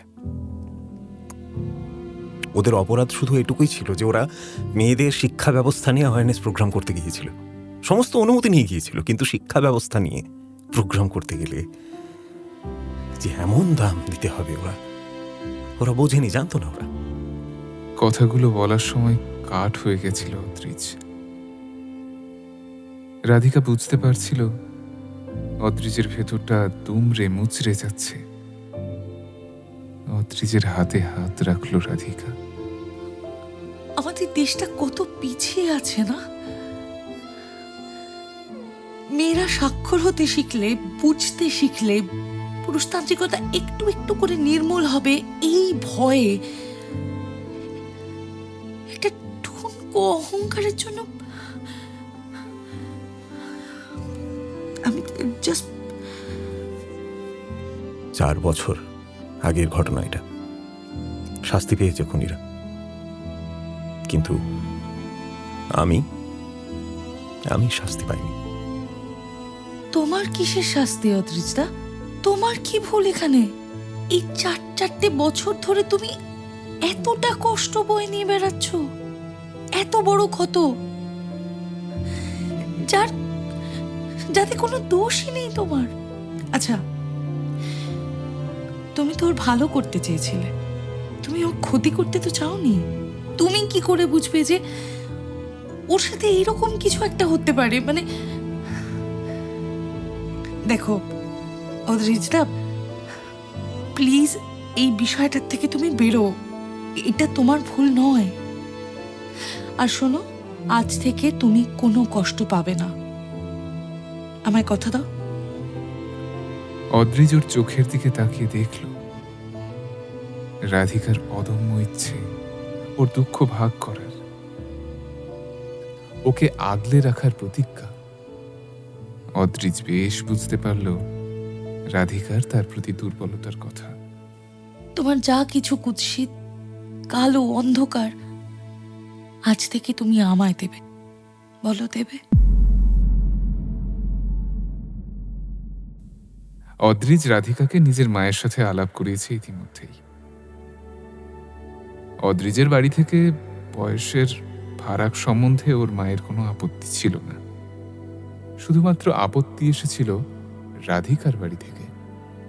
তার উত্তরে রাধিকা বলেছিল, দেখো অদ্রিজদা ইংলিশের প্রফেসর, বাঁশদ্রোণীতে থাকে, বাড়িতে মা আছেন, 10 বছরের বড় আমার থেকে, কিন্তু বয়স দিয়ে কি ভালোবাসা মাপা যায়? আচ্ছা মা, বাবা তোমাকে কখনো আমি তোমাকে ভালোবাসি বলেছে? বলেনি তো। বাবা ছোট ছোট জিনিস করেছে যেটা বুঝিয়ে দিয়েছে যে বাবা তোমাকে কতটা ভালোবাসে। ও আমাকে সত্যিই ভালোবাসে, তাই বলেছে তোর বাড়ির লোকজন আমাকে অপছন্দ করলে নির্দ্বিধায় নিঃসংকোচে আমি চলে যাব, কারণ মা বাবার আশীর্বাদ ছাড়া কোনো কাজ সফল হয় না। এই ঘটনার পর 2 দিন কেটে গেছে। বিকেলবেলা অদ্রিজের মোবাইলে একটা হোয়াটসঅ্যাপ এলো। রাধিকা ভিডিও কলের একটা লিংক পাঠিয়েছে। লিংকের নিচে লেখা, দেখা হচ্ছে রাতে বাবা মায়েদের সাথে, অদ্রিজ। এই প্রথমবার রাধিকা অদ্রিজ তা বলল না। অদ্রিজ ফোনটার দিকে ফ্যাল ফ্যাল করে চেয়ে আছে। গলার কাছে পাকিয়ে থাকা টেনশন আর মনের মধ্যে মেঘ কেটে গিয়ে অদ্রিজের ঠোঁটের কোণে এক টুকরো আলো ফুটল। সঙ্গে সঙ্গে অদ্রিজ নিজের গাড়ি নিয়ে শ্যামবাজারের দিকে রওনা দিল। রাধিকাকে ফোন করলো। হ্যালো, হ্যাঁ বলো অদ্রিজ। আর একবার ডাক আমাকে। অদ্রিজ হয়েছে? আচ্ছা কি হয়েছে তাড়াতাড়ি বলো। আমি শ্যামবাজার 5 মাথার মোড়ে আছি, তুই পারলে একটু আসবি প্লিজ। ভাবছিলাম তোকে নিয়ে বাবুঘাট যাব। এখন কি বলে বেরোবো? বল কিছু একটা, আমি অপেক্ষা করছি। প্রায় 40 মিনিট পর রাধিকা এসে গাড়ির সামনে দাঁড়াল। গাড়ি ছুটল বাবুঘাটের দিকে। কোভিড পরিস্থিতির জন্য বিশেষ লোকজন নেই, পুলিশও মোতায়েন করা রয়েছে। তাই একটা ফাঁকা জায়গা দেখে দাঁড়ালো ওরা। গাড়ির ভেতরেই বসলো। বাঁদিকের গঙ্গার ঘাট, বিকেলে ডুবে যাওয়া সূর্যের শেষ আভাটুকু আকাশটাকে নানা রঙে রাঙিয়ে তুলেছে। পাখিরা নিজেদের নীড়ে ফিরছে। আকাশটা কমলা, গোলাপি, লাল আবিরের মতো মেঘেদের বুকে মিশে গেছে যেন। তোর চোখ দুটো অনেক কথা বলে, ভীষণ কথা বলে। তারপর যথারীতি তাদের দুজনের বিয়ে হলো মহা ধুমধামে। আর আজ তারা এই রাত 2:30-এর সময় বসে সবাইকে নিজেদের গল্প শোনাচ্ছে। সোহাগ বলল, সত্যি রে, আমাদের সব্বার জীবন যেন একটা সুতোয় গাঁথা, আর সেই সুতোটার নাম ভালোবাসা। সমবয়সী হোক, অসমবয়সের প্রেম হোক, বা জীবনের শেষ অধ্যায়ে এসেও life can give you a second chance to live it, to love it. তুই তোর জীবনটাকে কতটা সেকেন্ড চান্স দিচ্ছিস? মানে মানে আজকে সবার গল্প যখন হচ্ছে, তোরটাও বল আজ। আমার গল্প মানে আমার তো সেরকম কোনো কিছুই নেই বলার মতো। কেন? মায়ের গল্প? সোহাগ বলতে শুরু করলো ও কলেজে পড়ার সময় কেমন চেহারার ছিল। ওর ছোট্ট পরিপাটি করে রাখা পরিবারের মা শ্রীময়ী ছিলেন একজন শিক্ষিকা। সোহাগ তখন কলেজে পড়ে। একদম একটা ফ্রি বার্ডের মতো আচরণ তার। আর বাবা অভিরূপ প্রাইভেট সেক্টরে কাজ করলেও ছিলেন বইপোকা। এমনই একদিন পুজোর শপিং সেরে বাড়িতে ঢুকলেন শ্রীময়ী। সোহাগ ফোনে কথা বলতে বলতে দরজা খুলে দিল, আর অভিরূপ মগ্ন হয়ে বই পড়ছে। শ্রীময়ী যখন ঘরে ঢুকেছে তখন এই শুকনো আহ্বান সে নিজেও আশা করেনি, কারণ সে তার স্বামী মেয়ে আসলে যথেষ্ট আদর করে তাদের জল দেয়, তাদের সারাদিন কেমন গেল জানে। তাই সে একটু ঝিমিয়েই গেল। চারিদিকটা কেমন ম্যারমেরে লাগলো তার কাছে। নিজেই গ্লাসে জল ঢেলে খেলো। উফ, ছাড় তো সোহাগ। এনে, তোর জন্য এই কুর্তিটা পছন্দ হলো তাই আনলাম। ও মা, রাগ করেছো? খামোখা রাগ করবো কেন? না, এই যে তুমি এলে খেটে খুঁটে আমাদের জন্য কত শপিং করে আনলে, আর আমরা কেউ এলামও না তোমার কাছে। হ্যাঁ, এখন খুব আদর হচ্ছে। যখন এলাম এক গ্লাস জলও করিয়ে দিলি না, খালি ফোন নিয়ে বসে আছে। সময় বয়ে গেল, পুজো এলো। নবমীর দিন উত্তর কলকাতার কোনো এক রেস্তোরাঁয় গিয়েছিল তারা। খেয়ে বেরোতে গিয়ে সোহাগের মাথাটা হঠাৎই অল্প ঘুরে গেল। কাউকে বলল না সে কিছু। বাড়ি ফিরে মেয়েকে বলল শ্রীময়ী, তোর বাবা তো আজ প্যান্ডেলেই থাকবে, রাতটা আমার কাছেই থাক, দুজনে অনেক গল্প করবো আজ। মাথাটা এখনো ভার শ্রীময়ীর। অ্যান্টাসিড খেয়ে নিয়েছে, তবু কেন যে এখনো অস্বস্তিটা কাটলো না সেটাই বুঝতে পারল না। এসব উপেক্ষা করে মেয়েকে কাছে টেনে নিয়ে আদর করতে করতে বলল, তোর বাবা আর আমি থাকতাম একই পাড়ায়, কেউ কাউকে চিনতাম না। দেখা হলো তোর বড় পিসের সাথে মেজো মামার বিয়ের সময়, দুজনে চুটিয়ে প্রেম করত, কিন্তু তোর বাবাকে তেমন চিনতাম না, ওই মুখ চেনা। মায়ের এরকম রূপে মেয়ে রীতিমতো অবাক। স্বল্পভাষী মা আজ হঠাৎ 18-র যুবতী। হলুদ ছাপায় আলগা আঁচল মায়ের কাঁধে, এলো চুল। নিজের মায়ের এরকম অপরূপ রূপ সোহাগ আগে কোনো দিন দেখেনি, বা হয়তো দেখেছে কিন্তু কোনোদিন তেমন আমল দেয়নি। সোহাগ কথা বলতে বলতে বারে বারেই নিজের মাথায় হাত দিচ্ছিল আর ঘাড়েও হাত দিচ্ছিল। সেটা দেখে সোহাগ কয়েকবার প্রশ্ন করল শ্রীময়ী ঠিক আছে কিনা। শ্রীময়ী বলল, বুঝলি, আজ একটু উল্টোপাল্টা খাওয়া হয়ে গেছে, তাই অ্যাসিডিটি হয়ে গেছে মনে হচ্ছে। মা, ওষুধ খেয়েছো তুমি? হ্যাঁ রে, চিন্তা করিস না। হ্যাঁ, তো যেটা বলছিলাম, তোর বাবা ওই বিয়েতেই আমাকে দেখে নাকি অজ্ঞান। পরের দিন তোর দাদু দিম্মাকে তোর ঠাকুর দাদু ভাই আমাদের বিয়ের প্রস্তাব দিলেন, আর ব্যাস। ও মা, চেনা নেই জানা নেই আর বিয়ে ঠিক হয়ে গেল? এরকমও হয়? তখন তো তোর বাবাও চাকরি করে, আর আমিও স্কুলের চাকরিটা পেয়ে গেছি। আমি ব্যাপারটা নাকচ করতে চেয়েছিলাম, কিন্তু দেখলাম তোর ঠাম্মিরাও রাজি আমার চাকরিতে, তাই কেল্লা ফতে। তাহলে তোমারও বাবাকে পছন্দ ছিল বলো? হ্যাঁ, তা একটু ছিল বই কি। মা, বাবাকে ভালোবাসলে কবে? মানে? মানে মানে এভাবে বিয়ে করার আগে কোথাও ঘুরেছো?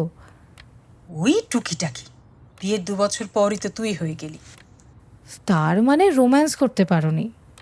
ভালোবাসলে কি রোম্যান্স করতে হবে সোহাগ? ভালোবাসা আর রোম্যান্সের মধ্যে একটা সূক্ষ্ম ডিফারেন্স আছে। আচ্ছা, ভালোবাসা মানে কি বলতো? ভালোবাসা ভালোবাসা মানে ভালোবাসা মানে রোম্যান্টিক গান, গোলাপ ফুল, ক্যান্ডেল লাইট ডিনার।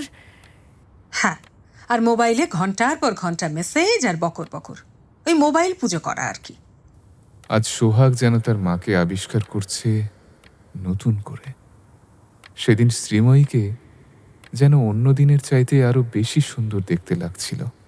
হঠাৎ শ্রীময়ী নিজের আলমারির দিকে এগিয়ে গিয়ে সেটা খুলে লকার থেকে সোনার গয়নার বাক্স বের করে এনে মেয়েকে এগিয়ে দিল। এগুলো সব তোর। আরে কি করছো মা, এত রাতে এসবের মানে কি? আমার পরে তুই এগুলো পাবি, তাই না? তাই আজ তোকে এসব দেখিয়ে দিলাম। ভালোবাসা মানে কি জানিস সোহাগ? শুধু ক্যান্ডেল লাইট ডিনার আর গোলাপ ফুল নয়, ভালোবাসা সেই সুতো যা অদৃশ্য থেকেও দুটো মানুষের মধ্যে থাকে অটুট, যে তোকে বুঝবে, তোর দোষ গুণ বিচার করার ক্ষমতা রেখে তোকে স্নেহ করবে। ভালোবাসা শুধু নিয়ে যাব, দেব না কিছুই, এটাও নয়। কিন্তু ভালোবাসা মানে ত্যাগ স্বীকার করা, সবার সঙ্গে মিলেমিশে থাকা, চরম বিপর্যয়ের সম্মুখীন হয়েও নিজের মানুষটাকে আঁকড়ে ধরে তার পাশে থাকা। সেই সব মুহূর্তগুলোই তাকে বোঝা যখন সে নিজেও নিজেকে হয়তো হারিয়ে ফেলে। দুজনেই খানিকক্ষণ চুপ। তোর বাবা যখন রেগে যায় খুব চেঁচায়, কিন্তু শান্ত থাকলে হালকা মেজাজে থাকে। অথচ ওই ট্রানজিশনটা ওর জন্য খুব কঠিন। একবার হুঙ্কার দিল, পরক্ষণেই গুম। প্রথম প্রথম আমিও কি বুঝতাম, ধীরে সুস্থে জানতে শিখেছি সব। আর রোম্যান্স মানে গা ভাসিয়ে দেওয়া তোর যে কোনো ভালো লাগার স্রোতে, হ্যাঁ, অলিক কল্পনা করে মনে মনে আনন্দ পাওয়া আর নিজের মনের মতো জিনিস খুঁজে পাওয়া। আচ্ছা মা, বাবা তোমায় প্রপোজ করেছিল? তখন তো ঠাম্মু মারা গেছেন। শ্রাদ্ধ শান্তির পর থেকেই দেখি তোর বাবা অফিসে যায়, কিন্তু তাড়াতাড়ি ফিরে আসে। এমনিতে চাপা, তার উপর শরীর খারাপ, তার মানেই বাবুর মুখ থেকে কিচ্ছুটি বেরোবে না। একদিন অফিসে যাবে বলে রেডি হচ্ছে, বেরোতে গিয়ে মাথা ঘুরে গেল ওর। বাড়িতে একা আমি, তুই তখন সবে 1.5-2 বছর। তোকে কোলে নিয়ে চটজলদি ডাক্তার ডেকে হসপিটালাইজড করলাম তোর বাবাকে। Mild heart attack. ভাবতে পারিস, সবে 4 বছর বিয়ে হয়েছে, তুই হয়েছিস, আত্মীয় স্বজন হাপুস নয়নে কাঁদছে, আর আমি শুকনো খটখটে চোখে আইসিইউতে সামনে দাঁড়িয়ে। ডাক্তার আশ্বাস বাণী দিলেন যে তোর বাবা আউট অফ ডেঞ্জার, এবং অবশেষে 2 দিন বাদে ছেড়েও দিলেন। বাপ রে বাপ, বাবার এত কিছু হয়েছে ভেবেই দেখো আমারই কেমন হচ্ছে। আর তুমি কি করে হ্যান্ডেল করলে মা? জীবনে কিছু এমন চরম মুহূর্ত আসে যখন চোখের জল শুকিয়ে যায়, ভেতরটা টুকরো টুকরো হয়ে গিয়ে কাঁচের মতো বিঁধতে থাকে বুকে। রক্তক্ষরণ হয় বুকে অবিরত, চোখে জল যায় মুছে। সেদিন হসপিটাল থেকে ফিরে রাতে তোর বাবা আমায় জিজ্ঞাসা করলো আমার কি হয়েছে, কারণ আমি গম্ভীর ছিলাম। তারপর আমার মাথায় হাত দিল তোর বাবা। ব্যাস, দুজনেই কেঁদে ফেললাম। তারপরেই বাবু বললেন, শ্রীময়ী, প্রথম দিন মনে করেছিলাম আমি বোধহয় আর তোমার কাছে ফিরতে পারলাম না। খালি মনে হয়েছে আমি তোমায় ছাড়া শূন্য। একটা কথা বলি সোহাগ, জীবনে হার মানবি না, এগিয়ে চলবি। যত বড় বিপদই আসুক না কেন, কাঁটার পথ দিয়ে এগিয়ে চলবি। কাপুরুষের মতো বিপদ থেকে পালিয়ে যাবি না। ভালোবাসলে মন প্রাণ উজাড় করে ভালোবাসবি, এতটুকু ফাঁক যেন না থাকে। তবে এমনও ভালোবাসবি না কখনো যা তোর আত্মমর্যাদাকে ক্ষুণ্ণ করে। জীবন সহজ নয়, কিন্তু খুব কঠিনও নয়। অসম্ভব বলে কোনো কথা হয় না। এটা মনের খাতায় সারা জীবনের জন্য লিখে নে। কথাগুলো বলে সোহাগ হাঁপিয়ে উঠল, মেয়েকে জল দিতে বলল। মা, ও মা, থাক থাক, এসব কথা বাদ দাও এখন। তুমি বরং একটু রেস্ট নাও, তোমার বড় শরীর খারাপ করছে। একটু একটু বিশ্রাম নাও, এখন আর কথা বলতে হবে না, থাক না। আর আমি বরং বাবাকে বলছি বাড়ি আসতে। আমার কিছু হয়নি, আমার কাছে আয়। সবসময় বাবার কাছে কাছে থাকবি, খারাপ ব্যবহার করবি না। আর নিজেকে, নিজের মনকে চিনতে শেখ, জানতে শেখ নিজেকে। ভিতরের আমিটাকে জান, খোঁজ নিজেকে, নিজের সত্তাকে। বেঁচে থাকার রসদ কি জানিস সোহাগ? একটুখানি বিশ্বাস আর অনেকখানি ভালোবাসা। শ্রীময়ী নিজের অজান্তেই তার গাল বেয়ে চোখের জল গড়িয়ে পড়ল। সোহাগ মায়ের গাল মুছিয়ে চুমু দিয়ে বলল,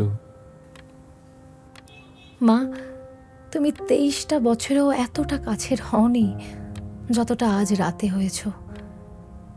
হয়তোবা আমরা আমাদের নিয়ে এত মত্ত ছিলাম যে তোমাকে দেখার ঠিক মতো সময়ই পাইনি। আচ্ছা মা, আমরা কি এতটাই স্বার্থপর হয়ে গেছিলাম যে তোমার মধ্যে লুকিয়ে থাকা ছোট্ট মেয়েটাকে সময় দিইনি? জানিস, ছোটবেলায় খুব মজা করেছি। ঘুড়ি ওড়ানো, কলেজ কেটে সিনেমা দেখা, পুজোর পাড়ার প্যান্ডেলে বসে আড্ডা। কিন্তু বিয়ের পর বদ্ধ জীবন, নিজের মতো করে বাঁচতেও পারিনি। প্রথমে বাবা মায়ের শাসন, তারপর অভিরূপের শাসন। তবুও দিব্যি আছি কারণ তুই আছিস। আমার কোনো আক্ষেপ নেই আর। নিজের মতো করে জীবনটাকে দেখ, অন্যের চোখ দিয়ে না, জীবনকে মুহূর্ত দিয়ে মাপবি। আমি চাই না যে তুই নিজেকে হারিয়ে ফেলিস, নিজেকে না বুঝে হঠকারী কোনো পদক্ষেপ নিস।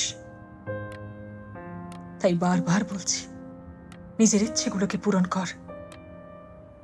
তোর মা তোর সঙ্গে সব সময় আছে।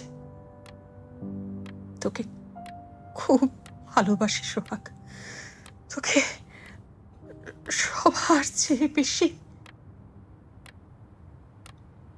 নে, এবার শুয়ে পড়। অনেকক্ষণ বকবক করলাম আজ, কাল অনেক কাজ রয়েছে। ঘুমিয়ে পড় মা। সোহাগ মোবাইলটা দেখল, তখন প্রায় ভোর 3:40।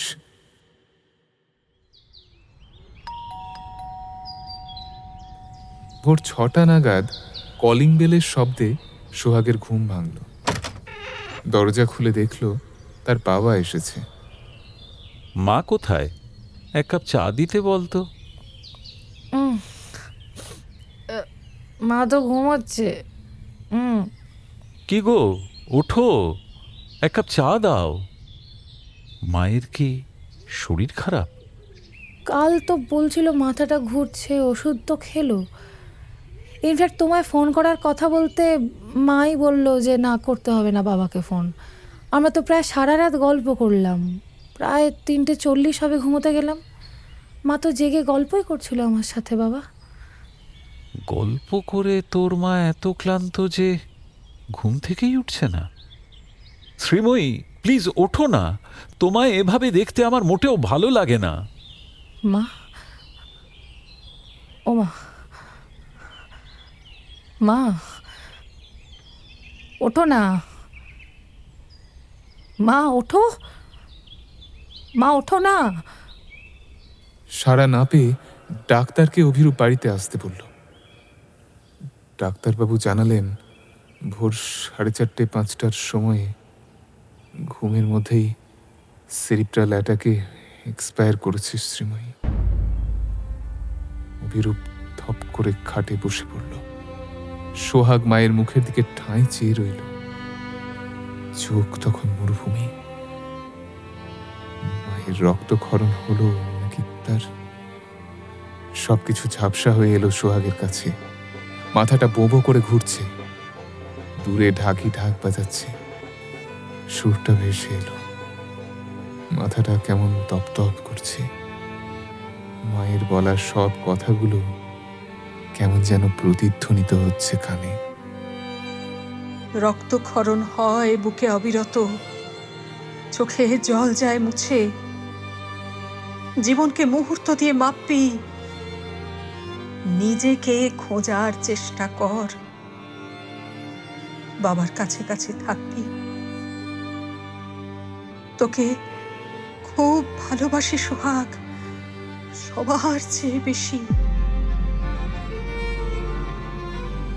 ঘরের ভেতর নিস্তব্ধতা এত ঘন হয়ে উঠেছিল যেন নিঃশ্বাস নিলেও তার শব্দ শোনা যায়। চারিদিকে দাঁড়িয়ে থাকা মানুষের চোখে এক অদৃশ্য জলরেখা। কেউ কাঁদছে না, তবু কান্নার ভারে সবার মুখ আর কাঁধটা নিচু হয়ে গেছে। কথার অবকাশ নেই, শুধু অপেক্ষার অনিশ্চয়তা আর বুকের ভেতর জমে থাকা এক চাপা যন্ত্রণার ঢেউ। এই ভারী নীরবতার মধ্যেই খেয়ালি মানে অরণ্যর মা ধীরে ধীরে সোহাগের কাছে এগিয়ে আসে। সঙ্গে সঙ্গে খেয়ালি আর অপর্ণা এগিয়ে এসে ওকে জড়িয়ে ধরল। রাধিকা ওর পাশে এসে ওর হাতটা চেপে ধরল। সুনন্দিতা কাছে এসে ওর মাথায় হাত বোলাচ্ছে। মা, মা, মা, মা। আজ সত্যিই মা খুব আনন্দ পাচ্ছে হয়তো, জানো। আমি তো জানি আমার মা আমাকে ছেড়ে যায়নি, মা আমার পাশেই আছে। এত কাল যে কষ্টটা আমি বয়ে বেরিয়েছি আজ অনেকটা হালকা লাগছে। থ্যাঙ্কস অরণ্য। অরণ্য দূর থেকে দাঁড়িয়ে মুচকি হাসল। না, সারা রাত আমরা জেগে থাকলাম। সুনন্দিতার বড্ড ধকল গেল আজকে। চলো সবাই গিয়ে যে যার ঘরে শুয়ে পড়ি এবার। আরে না গো, আমি একদম ঠিক আছি। একটা রাতে না শুলে কিছু হবে না। সবার জীবনের কত অজানা কথা জানলাম বলো তো। মনের মধ্যে লুকোনো কত কথা জানলাম। এটা কি কম কথা গো? জীবন আর ভালোবাসা একটা দারুণ জায়গায় গিয়ে মিলে যায়। জানো তো সোহাগ, জীবন আমাদের পথ দেখায় আর ভালোবাসা আমাদের হাঁটতে শেখায়। সোহাগ, তোমাকে একটা কথা বলি, মনে রাখবে, অনেক অপ্রত্যাশিত কিছু পাওয়ার জন্যই বোধহয় আমরা প্রত্যাশিত অনেক কিছু হারাই। সকলে উঠে যে যার ঘরে চলে গেল। থেকে গেল ড্রয়িং রুমের সোহাগ আর অরণ্য। অরণ্যর চোখে ক্লান্ত এক দৃঢ়তা, যেন বহুদিন ধরে বেঁধে রাখা কথা আজ ভোরের আলোয় সত্যি হয়ে উঠতে চাইছে। সোহাগ আর অরণ্য বারান্দায় গিয়ে দাঁড়াল। রাতের গভীরতার শেষ রেশটুকু ভোরের আলোয় বয়ে যেতে চাইছে। চারপাশে এক অদ্ভুত শান্তি, যেন সারা রাতের স্মৃতিগুলো এখনো বাতাসে ভেসে আছে, ধীরে ধীরে মিলিয়ে যেতে চেয়ে আবারও ফিরে আসছে। সোহাগের মুখটা মোলায়েম লাগছে। আকাশের কালো রংটা ফিকে হতে থাকে। প্রথমে একটা ধূসর রেখা, তারপর একটু গোলাপি, তারপর যেন কোনো অদৃশ্য তুলি ছুঁয়ে যায় আর ভোর তার প্রথম রং ঢেলে দেয় পৃথিবীর গায়ে। গল্পের সঙ্গী অরণ্য জেগে আছে, মনে মনে সেই রাতের সবটুকু মুহূর্ত আঁকড়ে। তাহলে কি বুঝলি? এটাই বুঝলাম যে শুরু করতে হবে গল্প বলা। শুরু করব। জানিস, আমরা অনেক কিছুই দেখি কিন্তু নজর করি না। অনেকে ভাবেন কিন্তু বলতে পারেন না। অরণ্য, আমি মানুষের গল্প বলবো। একটা অডিও স্টোরি চ্যানেল খুলব, সেখানে শুধুই মানুষের অনুভূতির কথা শেয়ার করব। আমার সঙ্গে থাকবি? সে তো কবে থেকেই আছি, দেখেও নজর করিসনি কোনোদিন। তুই আর আমি রেডিও শহরে 10 বছর কাজ করেছি। একই সঙ্গে আমাদের চাকরি জীবন শুরু। প্রথম থেকেই তোকে আমার ভালো লাগতো, কিন্তু বিশ্বাস কর বলতে পারিনি কোনোদিন। স্পেশালি মায়ের চলে যাওয়ার পর কাউকে কাছে আসতে দিতে ভয় লাগে। যদি যদি আবার একটা কাল রাত ঘনিয়ে আসে। সব রাত শেষ হয় না, কাল হয় না সোহাগ। কিছু রাত ভোর হয়ে ওঠে। সপ্তাহ 3 কেটে গেছে এই ঘটনার। সোহাগ এখন নিজের বাবাকে আরো বেশি করে আগলে রাখছে। যেটুকু দূরত্ব ছিল সেটাও ধীরে ধীরে কমেছে। আর এখন ও কোমর বেঁধে নিজের গল্প বলা চ্যানেলের জন্য গল্প বাছাই করছে, আর্টিস্টদের ডেকে রেকর্ড করাচ্ছে। খুব ব্যস্ত। ওর ফ্ল্যাটের একটা ঘরকেই নিজের স্টুডিও বানিয়েছে সোহাগ। এর মধ্যে অভিরূপ মানে সোহাগের বাবা একদিন সকালে সোহাগের জন্য ব্রেকফাস্ট বানিয়ে ওর রেকর্ডিং স্টুডিওতে নিয়ে ঢুকলেন। বড্ড খাটুনি যাচ্ছে আমার মেয়েটার। কাল তো সারা রাত কাজ করে এখানেই ঘুমিয়ে গেছিস, তাই আজ আমি তোর জন্য নিজে হাতে টোস্ট, এগ পোচ আর তোর পছন্দের ব্ল্যাক কফি উইদাউট সুগার বানিয়ে আনলাম। খাবার না খেলে, নিজের যত্ন না নিলে শরীর খারাপ হবে এবার।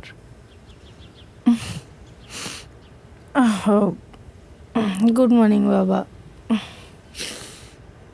কিন্তু তুমি এত কিছু করতে গেলে কেন আবার? মঞ্জু মাসি আসেনি? না না, ও এসেছে। আমি ভাবলাম নিজের মেয়েটাকে তো কোনো দিন নিজের হাতে করে কিছু খাওয়াইনি, তাই আজ। আর তাছাড়া সব সময় ডিপেন্ড করলে চলবে অন্য কারো ওপর? একটু তো নিজেকেও সচল রাখতে হবে যে কদিন আছি। ওহ বাবা, আবার সকাল সকালে সব কথা কেন? এটা ঠিক, সত্যি তোমার সাথে কাজের চাপে ঠিক করে কথাও হচ্ছে না। আচ্ছা বাবা, আজ লাঞ্চে চলো বাইরে গিয়ে কোথাও খাই। হ্যাঁ, কি খাবে বলো? চাইনিজ না মোগলাই? যা ইচ্ছে।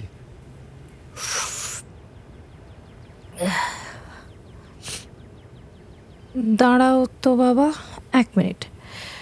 এই ফুড ডেলিভারি অ্যাপে দেখি তো কোথাও এই কুইজিনটা পাওয়া যায় কি না। কোনটা? এই যে যেটা বললে, যা ইচ্ছে। তবে রে, বাবার পেছনে লাগা হচ্ছে? হ্যাঁ, বাবা মেয়ের খুনসুটি চলছে। তুমিও না। অনেকদিন পর এমন একটা সুন্দর সকাল ওরা কাটাচ্ছে। হঠাৎ অভিরূপ বললেন, মারে, যদি কোনোদিন কিছু ভুল করে থাকি ক্ষমা করিস। তোর মাকে হয়তো ঠিক মতো কিছুই দিতে পারিনি। কত কথা জমে আছে বুকের মধ্যে। বাবা, তুমি কোনো দিন কিচ্ছু ভুল করনি, করতে পারো না। মা তোমাকে খুব ভালোবাসে আজও।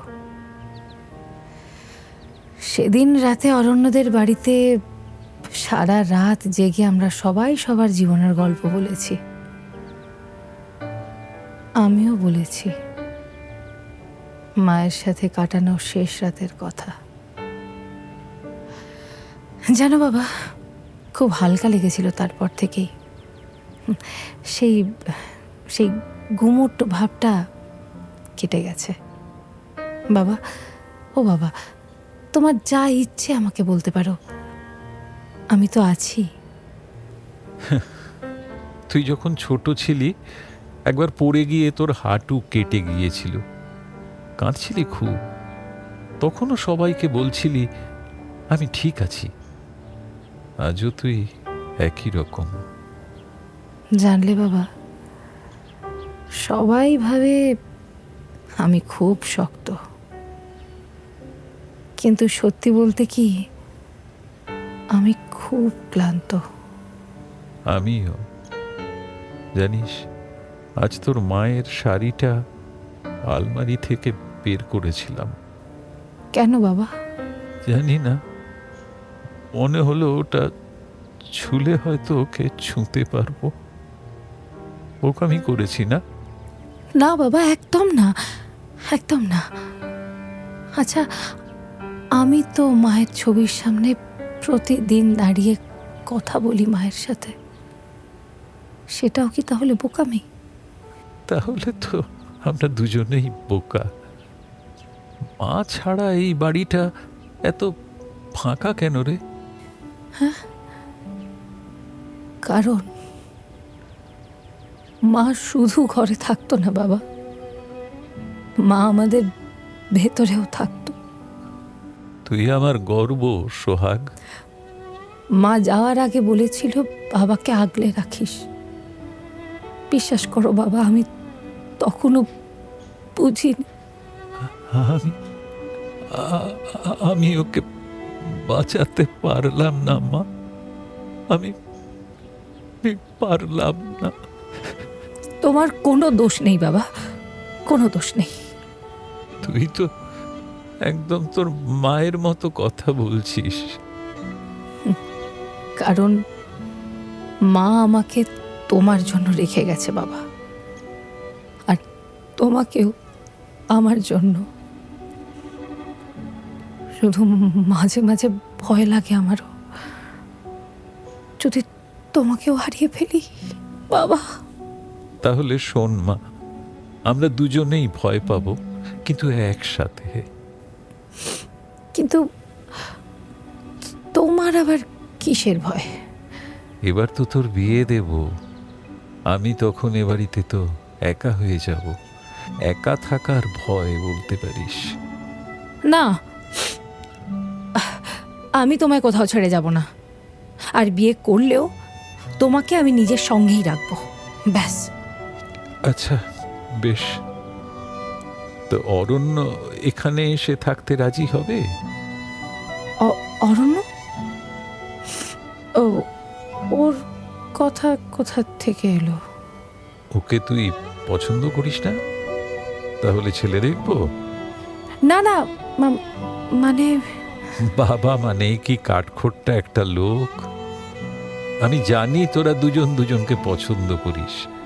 একদিন ডাক ওকে আর ওর বাবা মাকে, কথাটা সেরে নি। সোহাগ এতটাই অপ্রস্তুত যে ও ঠিক কি বলবে তা বুঝতে পারছে না। বাবা কি করে ঠিক মায়ের মতোই ওর মনের কথাগুলো পড়ে ফেলল, ওর বোধগম্য হলো না কিছুই। পরের দিন অরণ্য সোহাগের বাড়িতে এসেছে ওর চ্যানেলের কাজে। কাজ শেষে দুজনেই বারান্দায় দাঁড়িয়েছে। বারান্দায় পাশাপাশি দাঁড়িয়ে দুজনে গোধূলির আকাশের দিকে চেয়ে আছে। এই সময়টা যেন শুধু ওদের জন্যই থেমে আছে। বেগুনি, কমলা, গোলাপি আর নীলচে ছায়ায় আকাশ ধীরে ধীরে ডুবে যায়, আর সেই আবছা আলোয় সোহাগের মুখটা আরো নরম, আরো আপন লাগে। হালকা হাওয়া হাতে এসে লাগে। কোনো কথা না বলেও অনেক কিছু বলা হয়ে যায়। অরণ্য সোহাগের হাতে আলতো করে নিজের হাত রাখল। সোহাগ কিছু বলল না। এই গোধূলি, এই ধূসর আকাশ, সব মিলিয়ে ভালোবাসাটা যেন নিঃশব্দে আরো গভীর হয়ে ওঠে।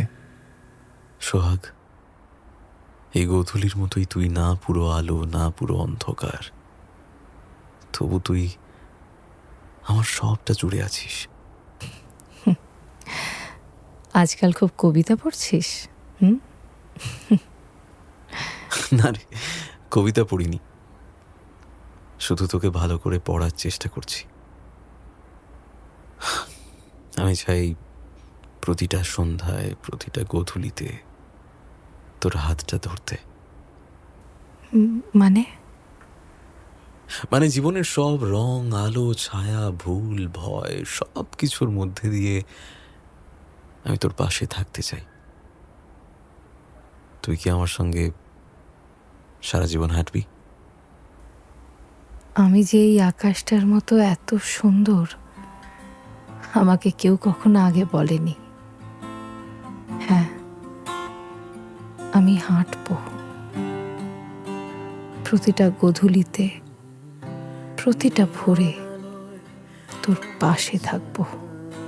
তাহলে আজ এই গোধূলি থেকেই আমাদের গল্প শুরু, তাই তো? আর এই আকাশ আমাদের সাক্ষী হয়ে থাকবে। নিজের ঠোঁটের ওমটুকু অরণ্য সোহাগের ঠোঁটে ঢেলে দিল। তখন আকাশে চাঁদ উঠেছে। সব গল্পই শেষ হয় না, কিছু শুধু থেমে যায়। গল্পের শেষ পাতায় গেলেও এই চরিত্ররা কোথাও মিলিয়ে যাবে না, তারা রয়ে যাবে আপনার শব্দে, আপনার অনুভবে। এ কেবল আরেকটি দরজা, যেখান থেকে শুরু হতে পারে আপনার নিজের ভালোবাসার নতুন অধ্যায়।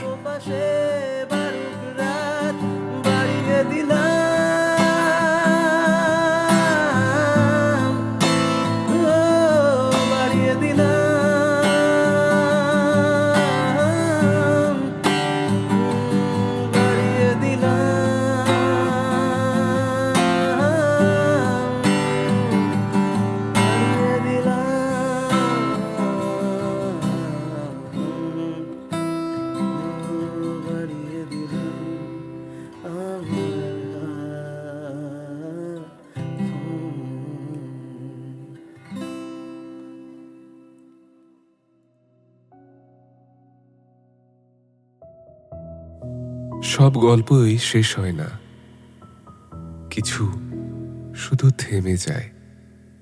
গল্পের শেষ পাতায় গেলেও সেই চরিত্ররা কোথাও মিলিয়ে যায় না, তারা রয়ে যাবে আপনার শব্দে, আপনার অনুভবে। এই সমাপ্তি তাই চিরন্তন নয়, এ কেবল আরেকটি দরজা, যেখান থেকে শুরু হতে পারে আপনার নিজের ভালোবাসার নতুন অধ্যায়। রাতের সব তারা গল্পটি এখানে শেষ হলো। গল্পটি কেমন লাগলো অবশ্যই কমেন্ট করে জানাবেন, এবং আমাদের চ্যানেলটি সাবস্ক্রাইব করতেও ভুলবেন না। গল্প ভালো লাগলে লাইক ও শেয়ার করবেন। আজকের গল্পের সূত্রধার এবং গল্প পাঠে আমি অমিত সরকার। বিভিন্ন চরিত্রে কণ্ঠ দিয়েছেন অরণ্য, কৌশিক ব্যানার্জি, সোহাগ, দিতিপ্রিয়া রায় গাঙ্গুলি, রাধিকা, পূজা রায়, অদ্রিজ, এনামুল খান, অভিক, অমিয় চক্রবর্তী, সুনন্দিতা, বর্ণিশা ভট্টাচার্য, সৌমিত্র, শুভদীপ নাথ, অপর্ণা, মধুরা আচার্য, শ্রীময়ী, দেবাদ্রিতা রায়, অভিরূপ, নিহারেন্দু ব্যানার্জি, সৌনক ও অরণ্যের বাবার চরিত্রে ছিলেন সৌভিক দাস, খেয়ালি, দেবযানী রায়। ধ্বনি সম্পাদনা করেছেন শুভধর। আবহ নির্মাণে টিম অ্যানোনিমাস। প্রচ্ছদ অলঙ্করণে সৌমদীপ গুই। সামগ্রিক পরিবেশনা এবং পরিচালনায় টিম লোককথা। তাহলে শুনতে থাকুন বঙ্গ সাসপেন্স, যেখানে গল্পের আড়ালে থাকে রহস্য, আর রহস্যের আড়ালে অন্ধকার।